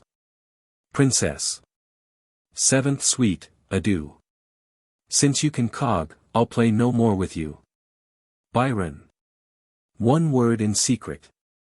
Princess. Let it not be sweet. Biron. Thou grievest my gall. Princess. Gall. Bitter. Biron. Therefore meet. They converse apart. Domain. Will you vouchsafe with me to change a word? Maria. Name it. Domain. Fair lady. Maria. Say you so? Fair lord. Take that for your fair lady. Domain. Please it you. As much in private, and I'll bid adieu. They converse apart. Katharine. What, was your vizard made without a tongue? Longueville. I know the reason, lady, why you ask. Katharine. Oh, for your reason. Quickly, sir, I long. Longueville. You have a double tongue within your mask. And would afford my speechless vizard half. Katharine. Veal, quoth the Dutchman. Is not veal a calf? Longueville. A calf, fair lady. Katharine. No, a fair lord calf. Longueville. Let's part the word. Katharine. No, I'll not be your half. Take all, and wean it, it may prove an ox. Longueville. Look, how you but yourself in these sharp mocks. Will you give horns, chaste lady? Do not so. Katharine. Then die a calf, before your horns do grow. Longueville. 1 word in private with you, ere I die. Katharine. Bleat softly then. The butcher hears you cry. They converse apart. Boyet. The tongues of mocking wenches are as keen as is the razor's edge invisible, cutting a smaller hair than may be seen. Above the sense of sense, so sensible. See met their conference. Their conceits have wings. Fleeter than arrows, bullets, wind, thought, swifter things. Rosaline. Not 1 word more, my maids, break off, break off. Biron. By heaven, all dry beaten with pure scoff. Ferdinand. Farewell, mad wenches. You have simple wits. Princess. 20 adieus, my frozen Muscovites. Exeunt Ferdinand, lords, and blackamoors. Are these the breed of wits so wondered at? Boyet. Tapers they are, with your sweet breaths puffed out. Rosaline. Well-liking wits they have, gross, gross, fat, fat. Princess. O poverty and wit, kingly poor flout. Will they not, think you, hang themselves tonight? Or ever, but in vizards, show their faces? This pert Biron was out of countenance quite. Rosaline. Oh, they were all in lamentable cases. The king was weeping ripe for a good word. Princess. Biron did swear himself out of all suit. Maria. Domain was at my service, and his sword. No point, quoth I, my servant straight was mute. Katharine. Lord Longueville said, I came o'er his heart. And trow you what he called me? Princess. Quam, perhaps. Katharine. Yes, in good faith. Princess. Go, sickness as thou art. Rosaline. Well, better wits have worn plain statute caps. But will you hear? The king is my love sworn. Princess. And quick Biron hath plighted faith to me. Katharine. And Longueville was for my service born. Maria. Domain is mine, as sure as bark on tree. Boyet. Madam, and pretty mistresses, give ear. Immediately they will again be here. In their own shapes, for it can never be. They will digest this harsh indignity. Princess. Will they return? Boyet. They will, God knows. And leap for joy, though they are lame with blows.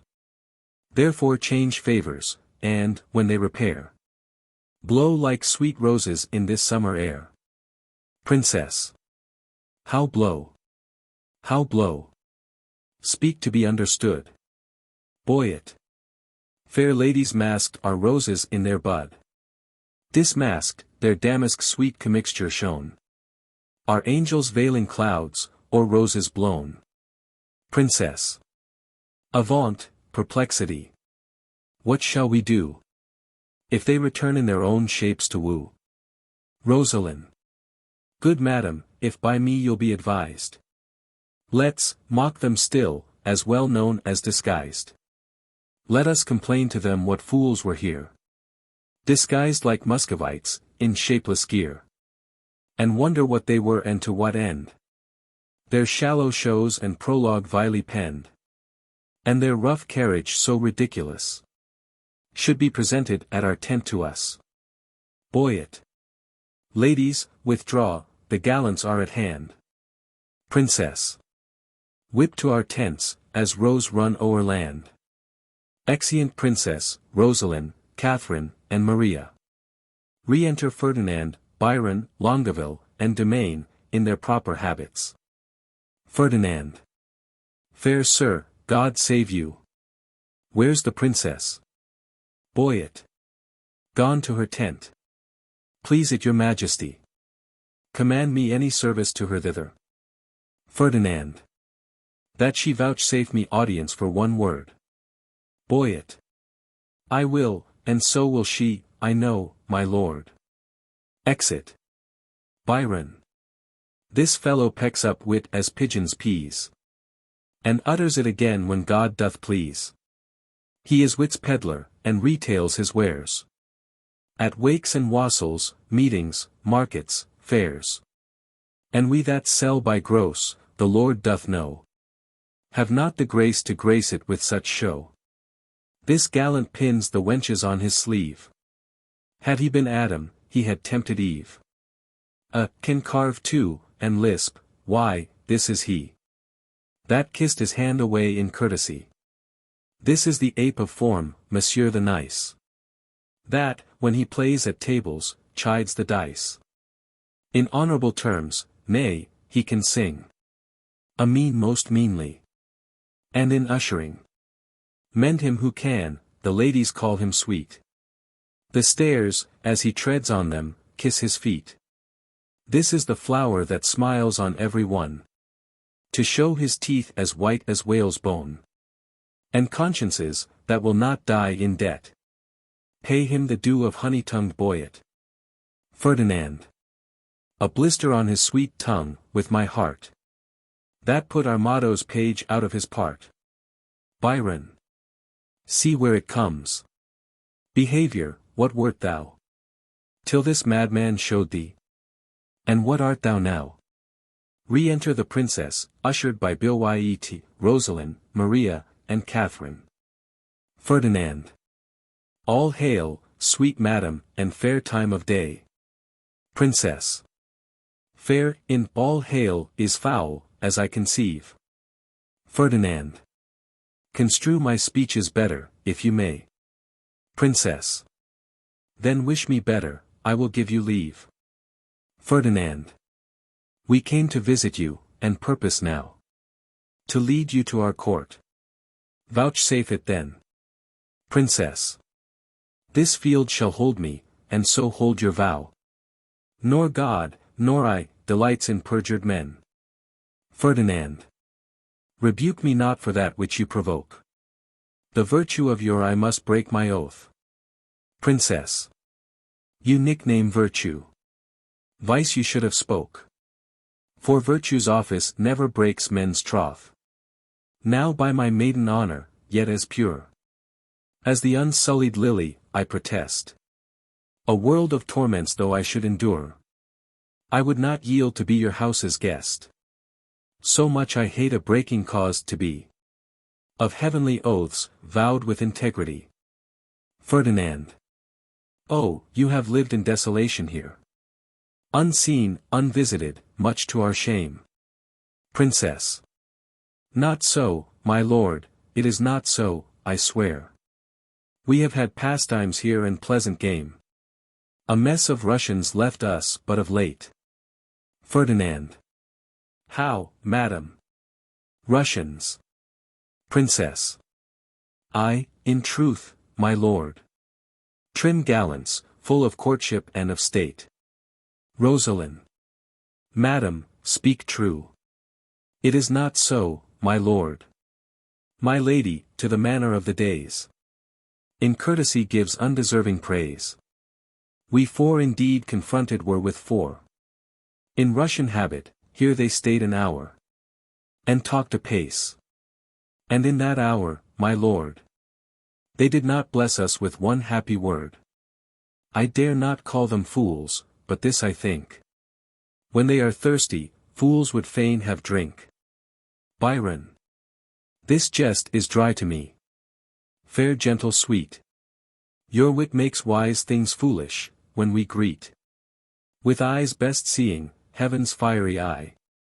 By light we lose light, your capacity is of that nature that to your huge store wise things seem foolish and rich things but poor. Rosaline. This proves you wise and rich, for in my eye. Biron. I am a fool, and full of poverty. Rosaline. But that you take what doth to you belong. It were a fault to snatch words from my tongue. Biron. Oh, I am yours, and all that I possess. Rosaline. All the fool mine. Biron. I cannot give you less. Rosaline. Which of the vizards was it that you wore? Biron. Where? When? What vizard? Why demand you this?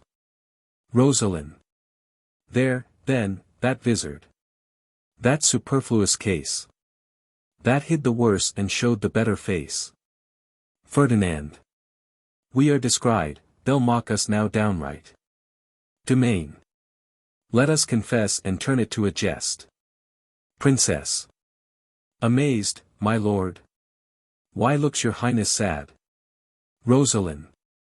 Help, hold his brows. He'll swoon. Why look you pale? Sea sick, I think, coming from Muscovy. Biron. Thus pour the stars down plagues for perjury. Can any face of brass hold longer out? Here stand I. Lady, dart thy skill at me. Bruise me with scorn, confound me with a flout. Thrust thy sharp wit quite through my ignorance. Cut me to pieces with thy keen conceit. And I will wish thee never more to dance. Nor never more in Russian habit wait. Oh, never will I trust to speeches penned. Nor to the motion of a schoolboy's tongue. Nor never come in vizard to my friend. Nor woo in rhyme, like a blind harper's song. Taffeta phrases, silken terms precise. Three-piled hyperboles, spruce affectation. Figures pedantical, these summer flies have blown me full of maggot ostentation. I do forswear them, and I here protest. By this white glove. How white the hand, God knows. Henceforth my wooing mind shall be expressed in russet yeas and honest kersey nose. And, to begin, wench, so God help me, la. My love to thee is sound, sans crack or flaw.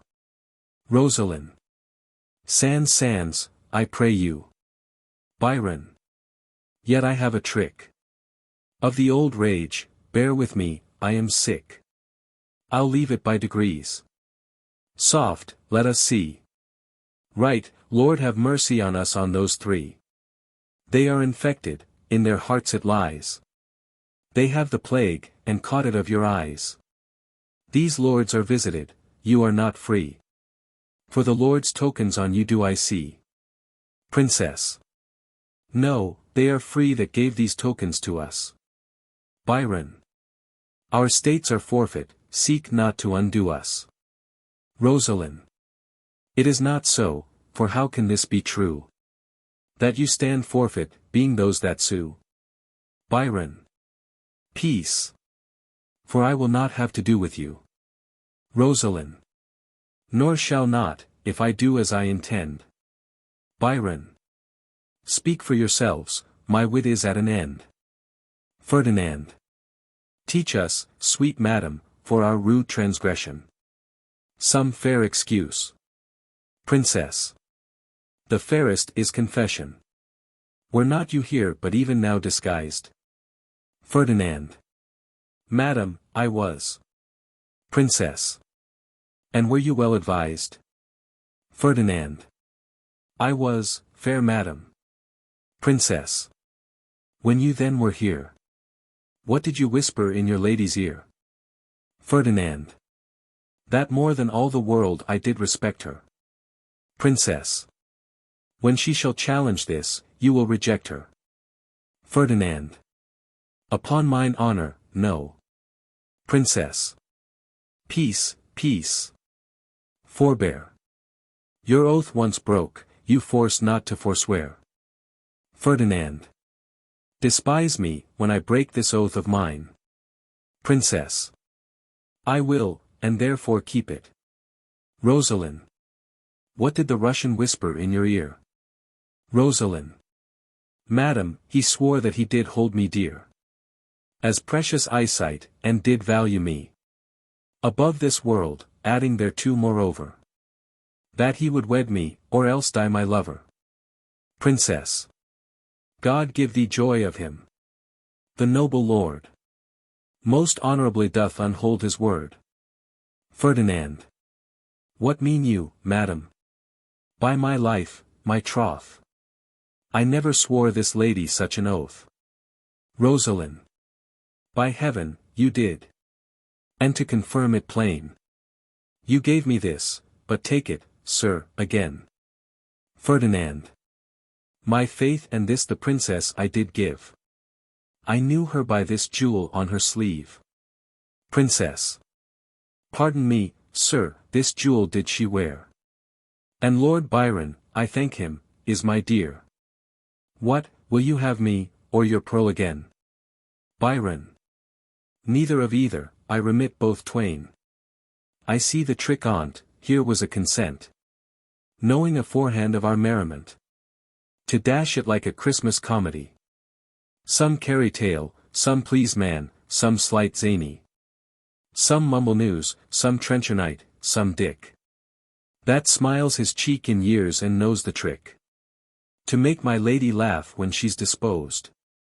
Told our intents before, which once disclosed, the ladies did change favors, and then we, following the signs, wooed but the sign of she. Now, to our perjury to add more terror, we are again forsworn, in will and error. Much upon this it is, and might not you, to byet, forestall our sport, to make us thus untrue? Do not you know my lady's foot by the squire, and laugh upon the apple of her eye, and stand between her back, sir, and the fire, holding a trencher, jesting merrily? You put our page out, go, you are allowed. Die when you will, a smock shall be your shroud. You leer upon me, do you? There's an eye wounds like a leaden sword. Boy it full merrily. Hath this brave manage, this career, been run? Biron. Lo, he is tilting straight. Peace. I have done. Enter Costard. Welcome, pure wit. Thou partest a fair fray. Costard. O Lord, sir, they would know whether the 3 worthies shall come in or no. Biron. What, are there but 3? Costard. No, sir, but it is vara fine. For every 1% 3. Biron.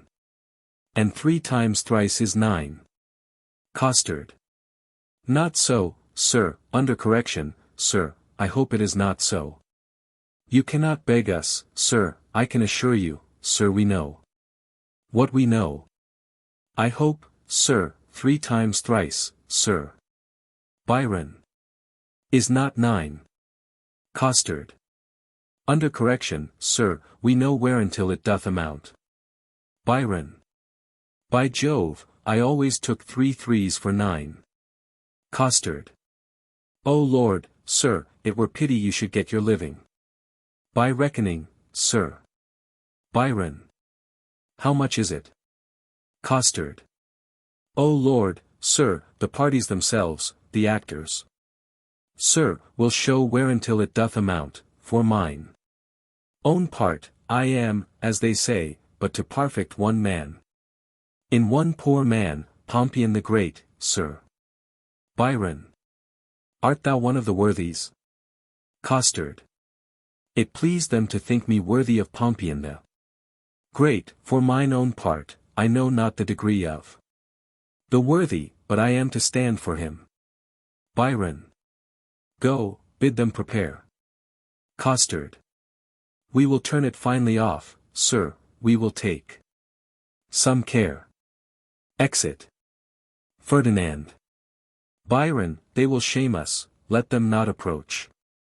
Biron. We are shame-proof, my lord, and 'tis some policy to have one show worse than the king's and his company. Ferdinand. I say they shall not come. Princess. Nay, my good lord, let me o'errule you now. That sport best pleases that doth least know how. Where zeal strives to content, and the contents dies in the zeal of that which it presents. Their form confounded makes most form in mirth. When great things laboring perish in their birth. Biron. A right description of our sport, my lord. Enter Don Adriano de Armado. Armado. Anointed, I implore so much expense of thy royal sweet breath as will utter a brace of words. Converses apart with Ferdinand, and delivers him a paper. Princess. Doth this man serve God? Biron. Why ask you? Princess. He speaks not like a man of God's making. Armado. That is all one, my fair, sweet, honey monarch. 4. I protest, the schoolmaster is exceeding fantastical, too vain, too vain, but we will put it, as they say, to Fortuna de la Guerra. I wish you the peace of mind, most royal couplement. Exit. Ferdinand. Here is like to be a good presence of worthies. He presents Hector of Troy, the swain, Pompey the Great, the parish curate, Alexander, Armado's page, Hercules, the pedant, Judas Maccabeus, and if these 4 worthies in their first show thrive, these 4 will change habits, and present the other 5. Biron. There is 5 in the first show. Ferdinand. You are deceived, 'tis not so. Biron. The pedant, the braggart, the hedge priest, the fool, and the boy. A bait throw at novum, and the whole world again cannot pick out 5 such, take each one in his vein. Ferdinand. The ship is under sail, and here she comes amain. Enter Costard, for Pompey. Costard. I Pompey am. Boyet. You lie, you are not he. Costard. I Pompey am. Boyet. With Libard's head on knee. Biron. Well said, old mocker, I must needs be friends with thee. Costard. I Pompey am, Pompey surnamed the big domain. The great. Costard. It is, great, sir. Pompey surnamed the great. That oft in field, with targe and shield, did make my foe to sweat. And travelling along this coast, I hear him come by chance. And lay my arms before the legs of this sweet lass of France. If your ladyship would say, thanks, Pompey, I had done. Princess. Great thanks, great Pompey. Costard. 'Tis not so much worth, but I hope I was perfect, I made a little fault in great. Biron. My hat to a halfpenny, Pompey proves the best worthy. Enter Sir Nathaniel, for Alexander. Sir Nathaniel. When in the world I lived, I was the world's commander. By east, west, north, and south, I spread my conquering might.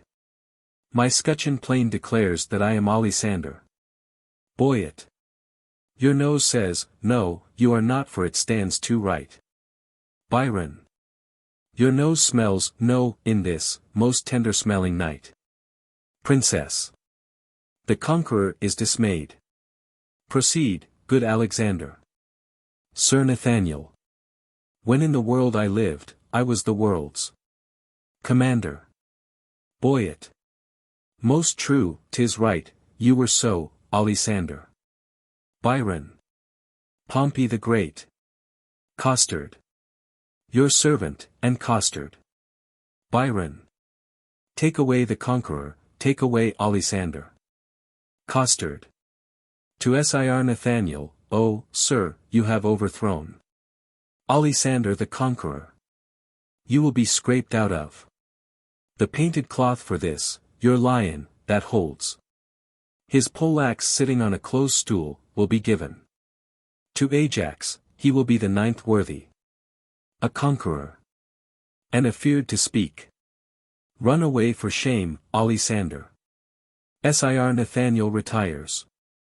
There, aunt shall please you, a foolish mild man, an honest man, look you, and soon dashed.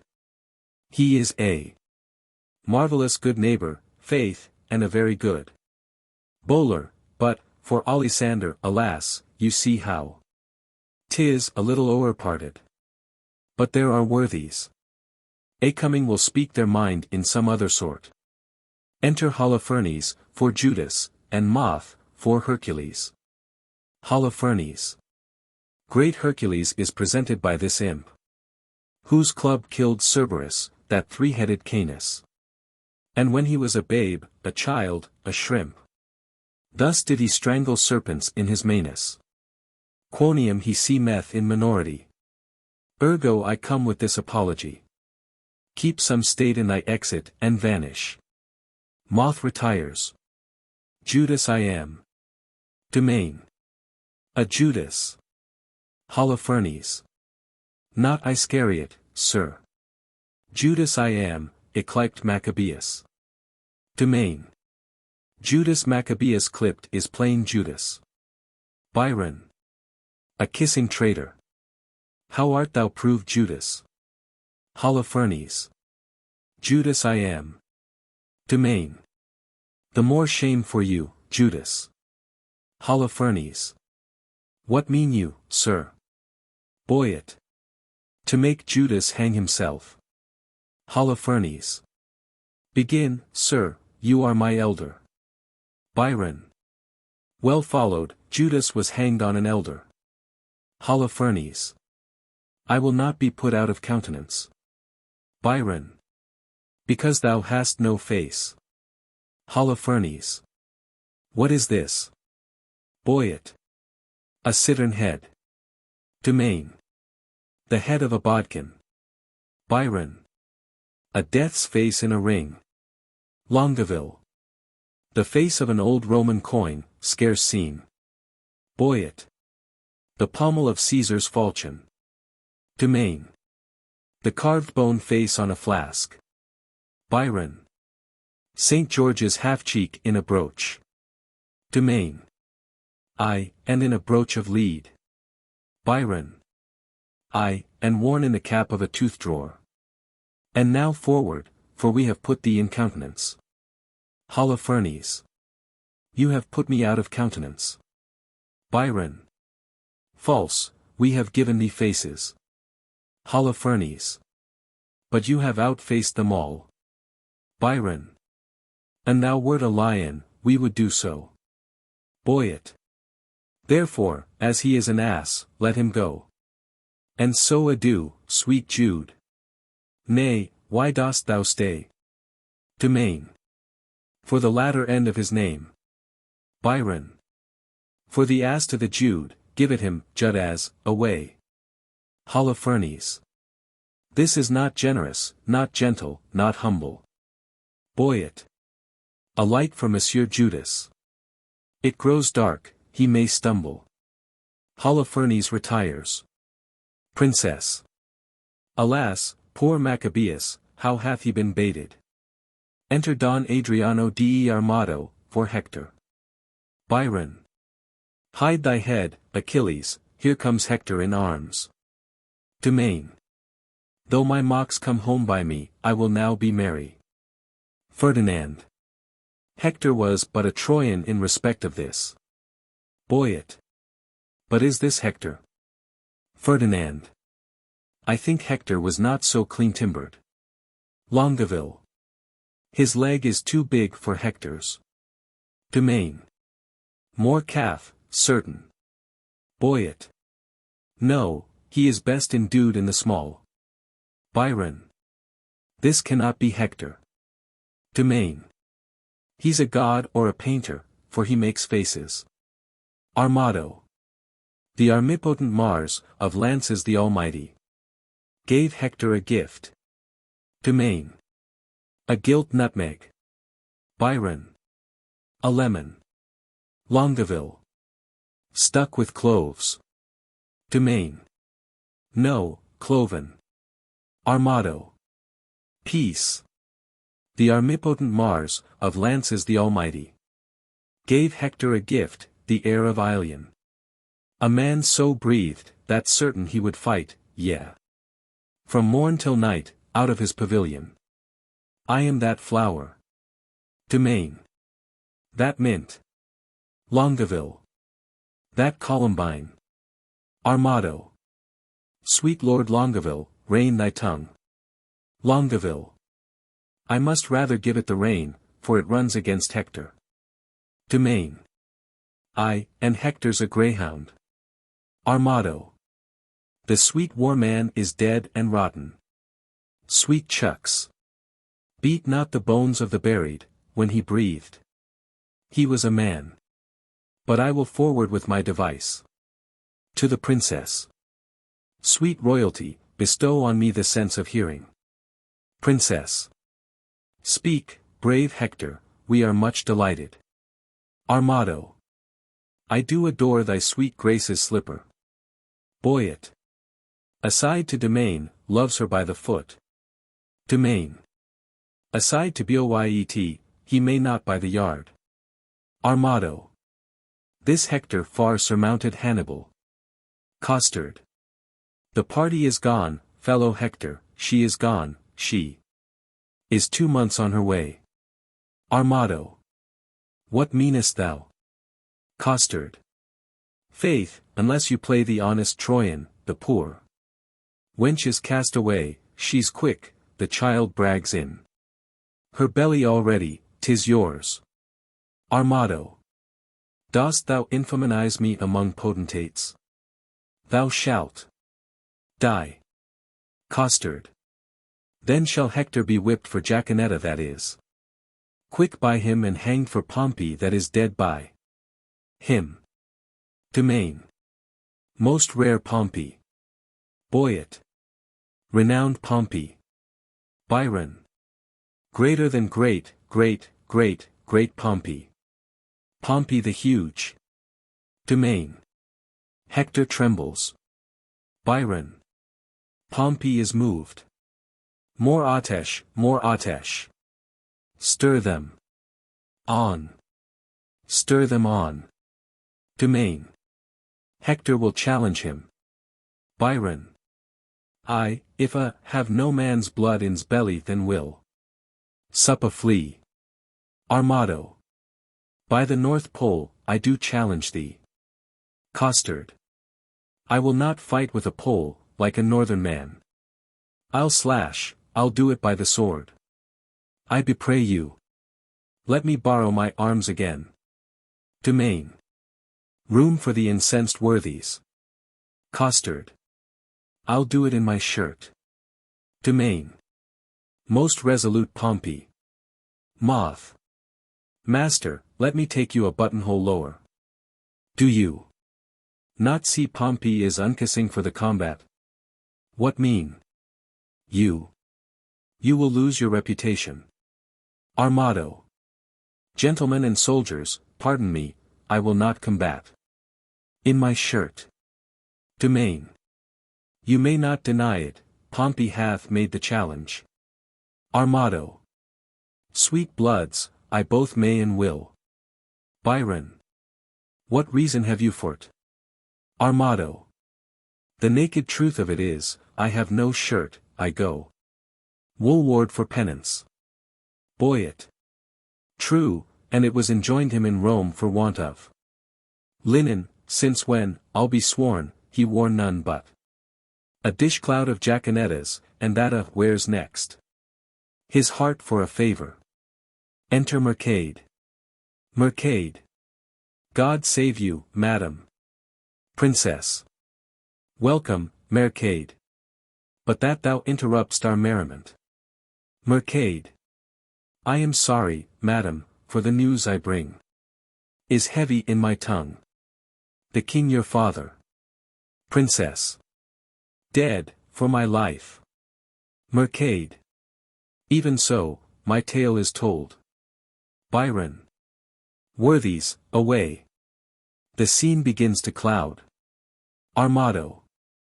For mine own part, I breathe free breath.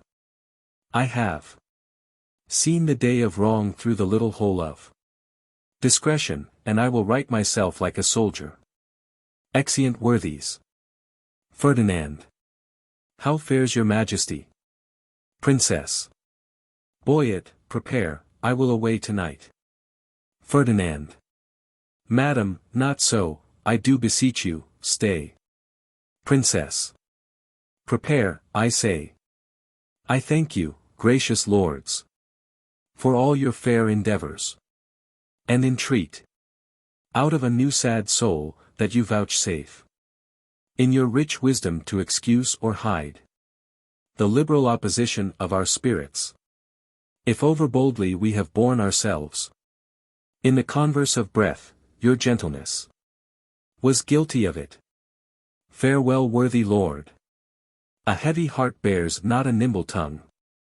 Excuse me so, coming too short of thanks for my great suit so easily obtained. Ferdinand. The extreme parts of time extremely forms all causes to the purpose of his speed, and often at his very loose decides that which long process could not arbitrate. And though the morning brow of progeny forbid the smiling courtesy of love, the holy suit which fain it would convince, yet, since love's argument was first on foot, let not the cloud of sorrow justle it from what it purposed. Since, to wail friends lost is not by much so wholesome profitable as to rejoice at friends but newly found. Princess. I understand you not, my griefs are double. Biron. Honest plain words best pierce the ear of grief. And by these badges understand the king. For your fair sakes have we neglected time, played foul play with our oaths, your beauty, ladies, hath much deformed us, fashioning our humors even to the opposed end of our intents. And what in us hath seemed ridiculous, as love is full of unbefitting strains, all wanton as a child, skipping in vain, formed by the eye and therefore, like the eye, full of strange shapes, of habits and of forms, varying in subjects as the eye doth roll to every varied object in his glance, which party-coated presence of loose love put on by us, if, in your heavenly eyes, have misbecomed our oaths and gravities. those heavenly eyes, that look into these faults, suggested us to make.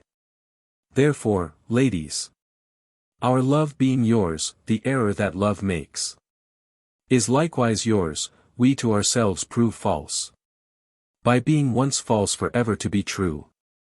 To those that make us both, fair ladies, you, and even that falsehood, in itself a sin, thus purifies itself and turns to grace. Princess, we have received your letters full of love, your favors, the ambassadors of love, and, in our maiden council, rated them at courtship, pleasant jest and courtesy, as bombast and as lining to the time, but more devout than this in our respects. Have we not been, and therefore met your loves, in their own fashion, like a merriment? Domain. Our letters, madam, showed much more than jest. Longueville. So did our looks. Rosaline. We did not quote them so. Ferdinand. Now, at the latest minute of the hour, grant us your loves. Princess. A time, methinks, too short, to make a world without end bargain in. No, no, my lord, your grace is perjured much, full of dear guiltiness. And therefore this, if for my love, as there is no such cause, you will do aught, this shall you do for me. Your oath I will not trust, but go with speed to some forlorn and naked hermitage, remote from all the pleasures of the world. There stay until the 12 celestial signs have brought about the annual reckoning. If this austere insociable life change not your offer made in heat of blood, if frosts and fasts, hard lodging and thin weeds, nip not the gaudy blossoms of your love, but that it bear this trial and last love, then, at the expiration of the year, come challenge me by these deserts, and, by this virgin palm now kissing thine, I will be thine. And till that instant shut my woeful self up in a mourning house, raining the tears of lamentation for the remembrance of my father's death. If this thou do deny, let our hands part, neither entitled in the other's heart. Ferdinand. If this, or more than this, I would deny, to flatter up these powers of mine with rest, the sudden hand of death close up mine eye. Hence ever then my heart is in thy breast. Domain. But what to me, my love? But what to me? A wife? Katharine. A beard, fair health, and honesty. With threefold love I wish you all these three. Domain. Oh, shall I say, I thank you, gentle wife? Katharine. Not so, my lord. A 12-month and a day. I'll mark no words that smooth-faced wooers say. Come when the king doth to my lady come. Then, if I have much love, I'll give you some. Domain. I'll serve thee true and faithfully till then. Katharine. Yet swear not, lest ye be forsworn again. Longueville. What says Maria? Maria. At the 12 months' end, I'll change my black gown for a faithful friend. Longueville. I'll stay with patience, but the time is long. Maria. The like are you. Few taller are so young. Biron. Studies my lady. Mistress, look on me. Behold the window of my heart, mine eye. What humble suit attends thy answer there? Impose some service on me for thy love. Rosaline. Oft have I heard of you, my Lord Biron, before I saw you. And the world's large tongue proclaims you for a man replete with mocks, full of comparisons and wounding flouts, which you on all estates will execute, that lie within the mercy of your wit, to weed this wormwood from your fruitful brain, and therewithal to win me, if you please, without the which I am not to be won. You shall this 12-month term from day to day Visit the speechless sick and still converse with groaning wretches. And your task shall be, with all the fierce endeavor of your wit, to enforce the pained impotent to smile. Biron. To move wild laughter in the throat of death. It cannot be, it is impossible. Mirth cannot move a soul in agony. Rosaline. Why, that's the way to choke a gibing spirit, whose influence is begot of that loose grace, which shallow laughing hearers give to fools. A jest's prosperity lies in the ear of him that hears it, never in the tongue of him that makes it. Then, if sickly ears, deft with the clamors of their own dear groans, will hear your idle scorns, continue then, and I will have you and that fault withal. But if they will not, throw away that spirit, and I shall find you empty of that fault, right joyful of your reformation. Biron. A 12-month. Well, befall what will befall. I'll jest a 12-month in an hospital. Princess. To Ferdinand, I, sweet my lord, and so I take my leave. Ferdinand. No, madam, we will bring you on your way. Biron. Our wooing doth not end like an old play. Jack hath not Jill, these ladies' courtesy might well have made our sport a comedy. Ferdinand. Come, sir, it wants a 12-month and a day. And then, 'twill end. Biron. That's too long for a play. Re-enter Don Adriano de Armado. Armado. Sweet Majesty, vouchsafe me. Princess. Was not that Hector? Domain. The worthy knight of Troy. Armado. I will kiss thy royal finger, and take leave. I am a votary. I have vowed to Jaquenetta to hold the plough for her sweet love 3 years. But, most esteemed greatness, will you hear the dialogue that the 2 learned men have compiled in praise of the owl and the cuckoo? It should have followed in the end of our show. Ferdinand. Call them forth quickly, we will do so. Armado. Hala. Approach. Re-enter Holofernes, Sir Nathaniel, Mote, Costard, and others. This side is Hemes, winter, this ver, the spring. The one maintained by the owl, the other by the cuckoo. Ver, begin. The song. Spring. When daisies pied and violets blew, and lady smocks all silver white, and cuckoo buds of yellow hue, do paint the meadows with delight. The cuckoo then, on every tree, mocks married men, for thus sings he, cuckoo. Cuckoo, cuckoo, O word of fear, unpleasing to a married ear. When shepherds pipe on oaten straws, and merry larks are ploughmen's clocks. When turtles tread, and rooks, and daws, and maidens bleach their summer smocks. The cuckoo then, on every tree, mocks married men, for thus sings he, cuckoo. Cuckoo, cuckoo, O word of fear, unpleasing to a married ear. Winter. When icicles hang by the wall, and Dick the shepherd blows his nail, and Tom bears logs into the hall, and milk comes frozen home in pail. When blood is nipped and ways be foul, then nightly sings the staring owl, to wit. To who, a merry note, while greasy Joan doth keel the pot. When all aloud the wind doth blow, and coughing drowns the parson's saw, and birds sit brooding in the snow, and Marian's nose looks red and raw. When roasted crabs hiss in the bowl, then nightly sings the staring owl, to wit. To who, a merry note, while greasy Joan doth keel the pot.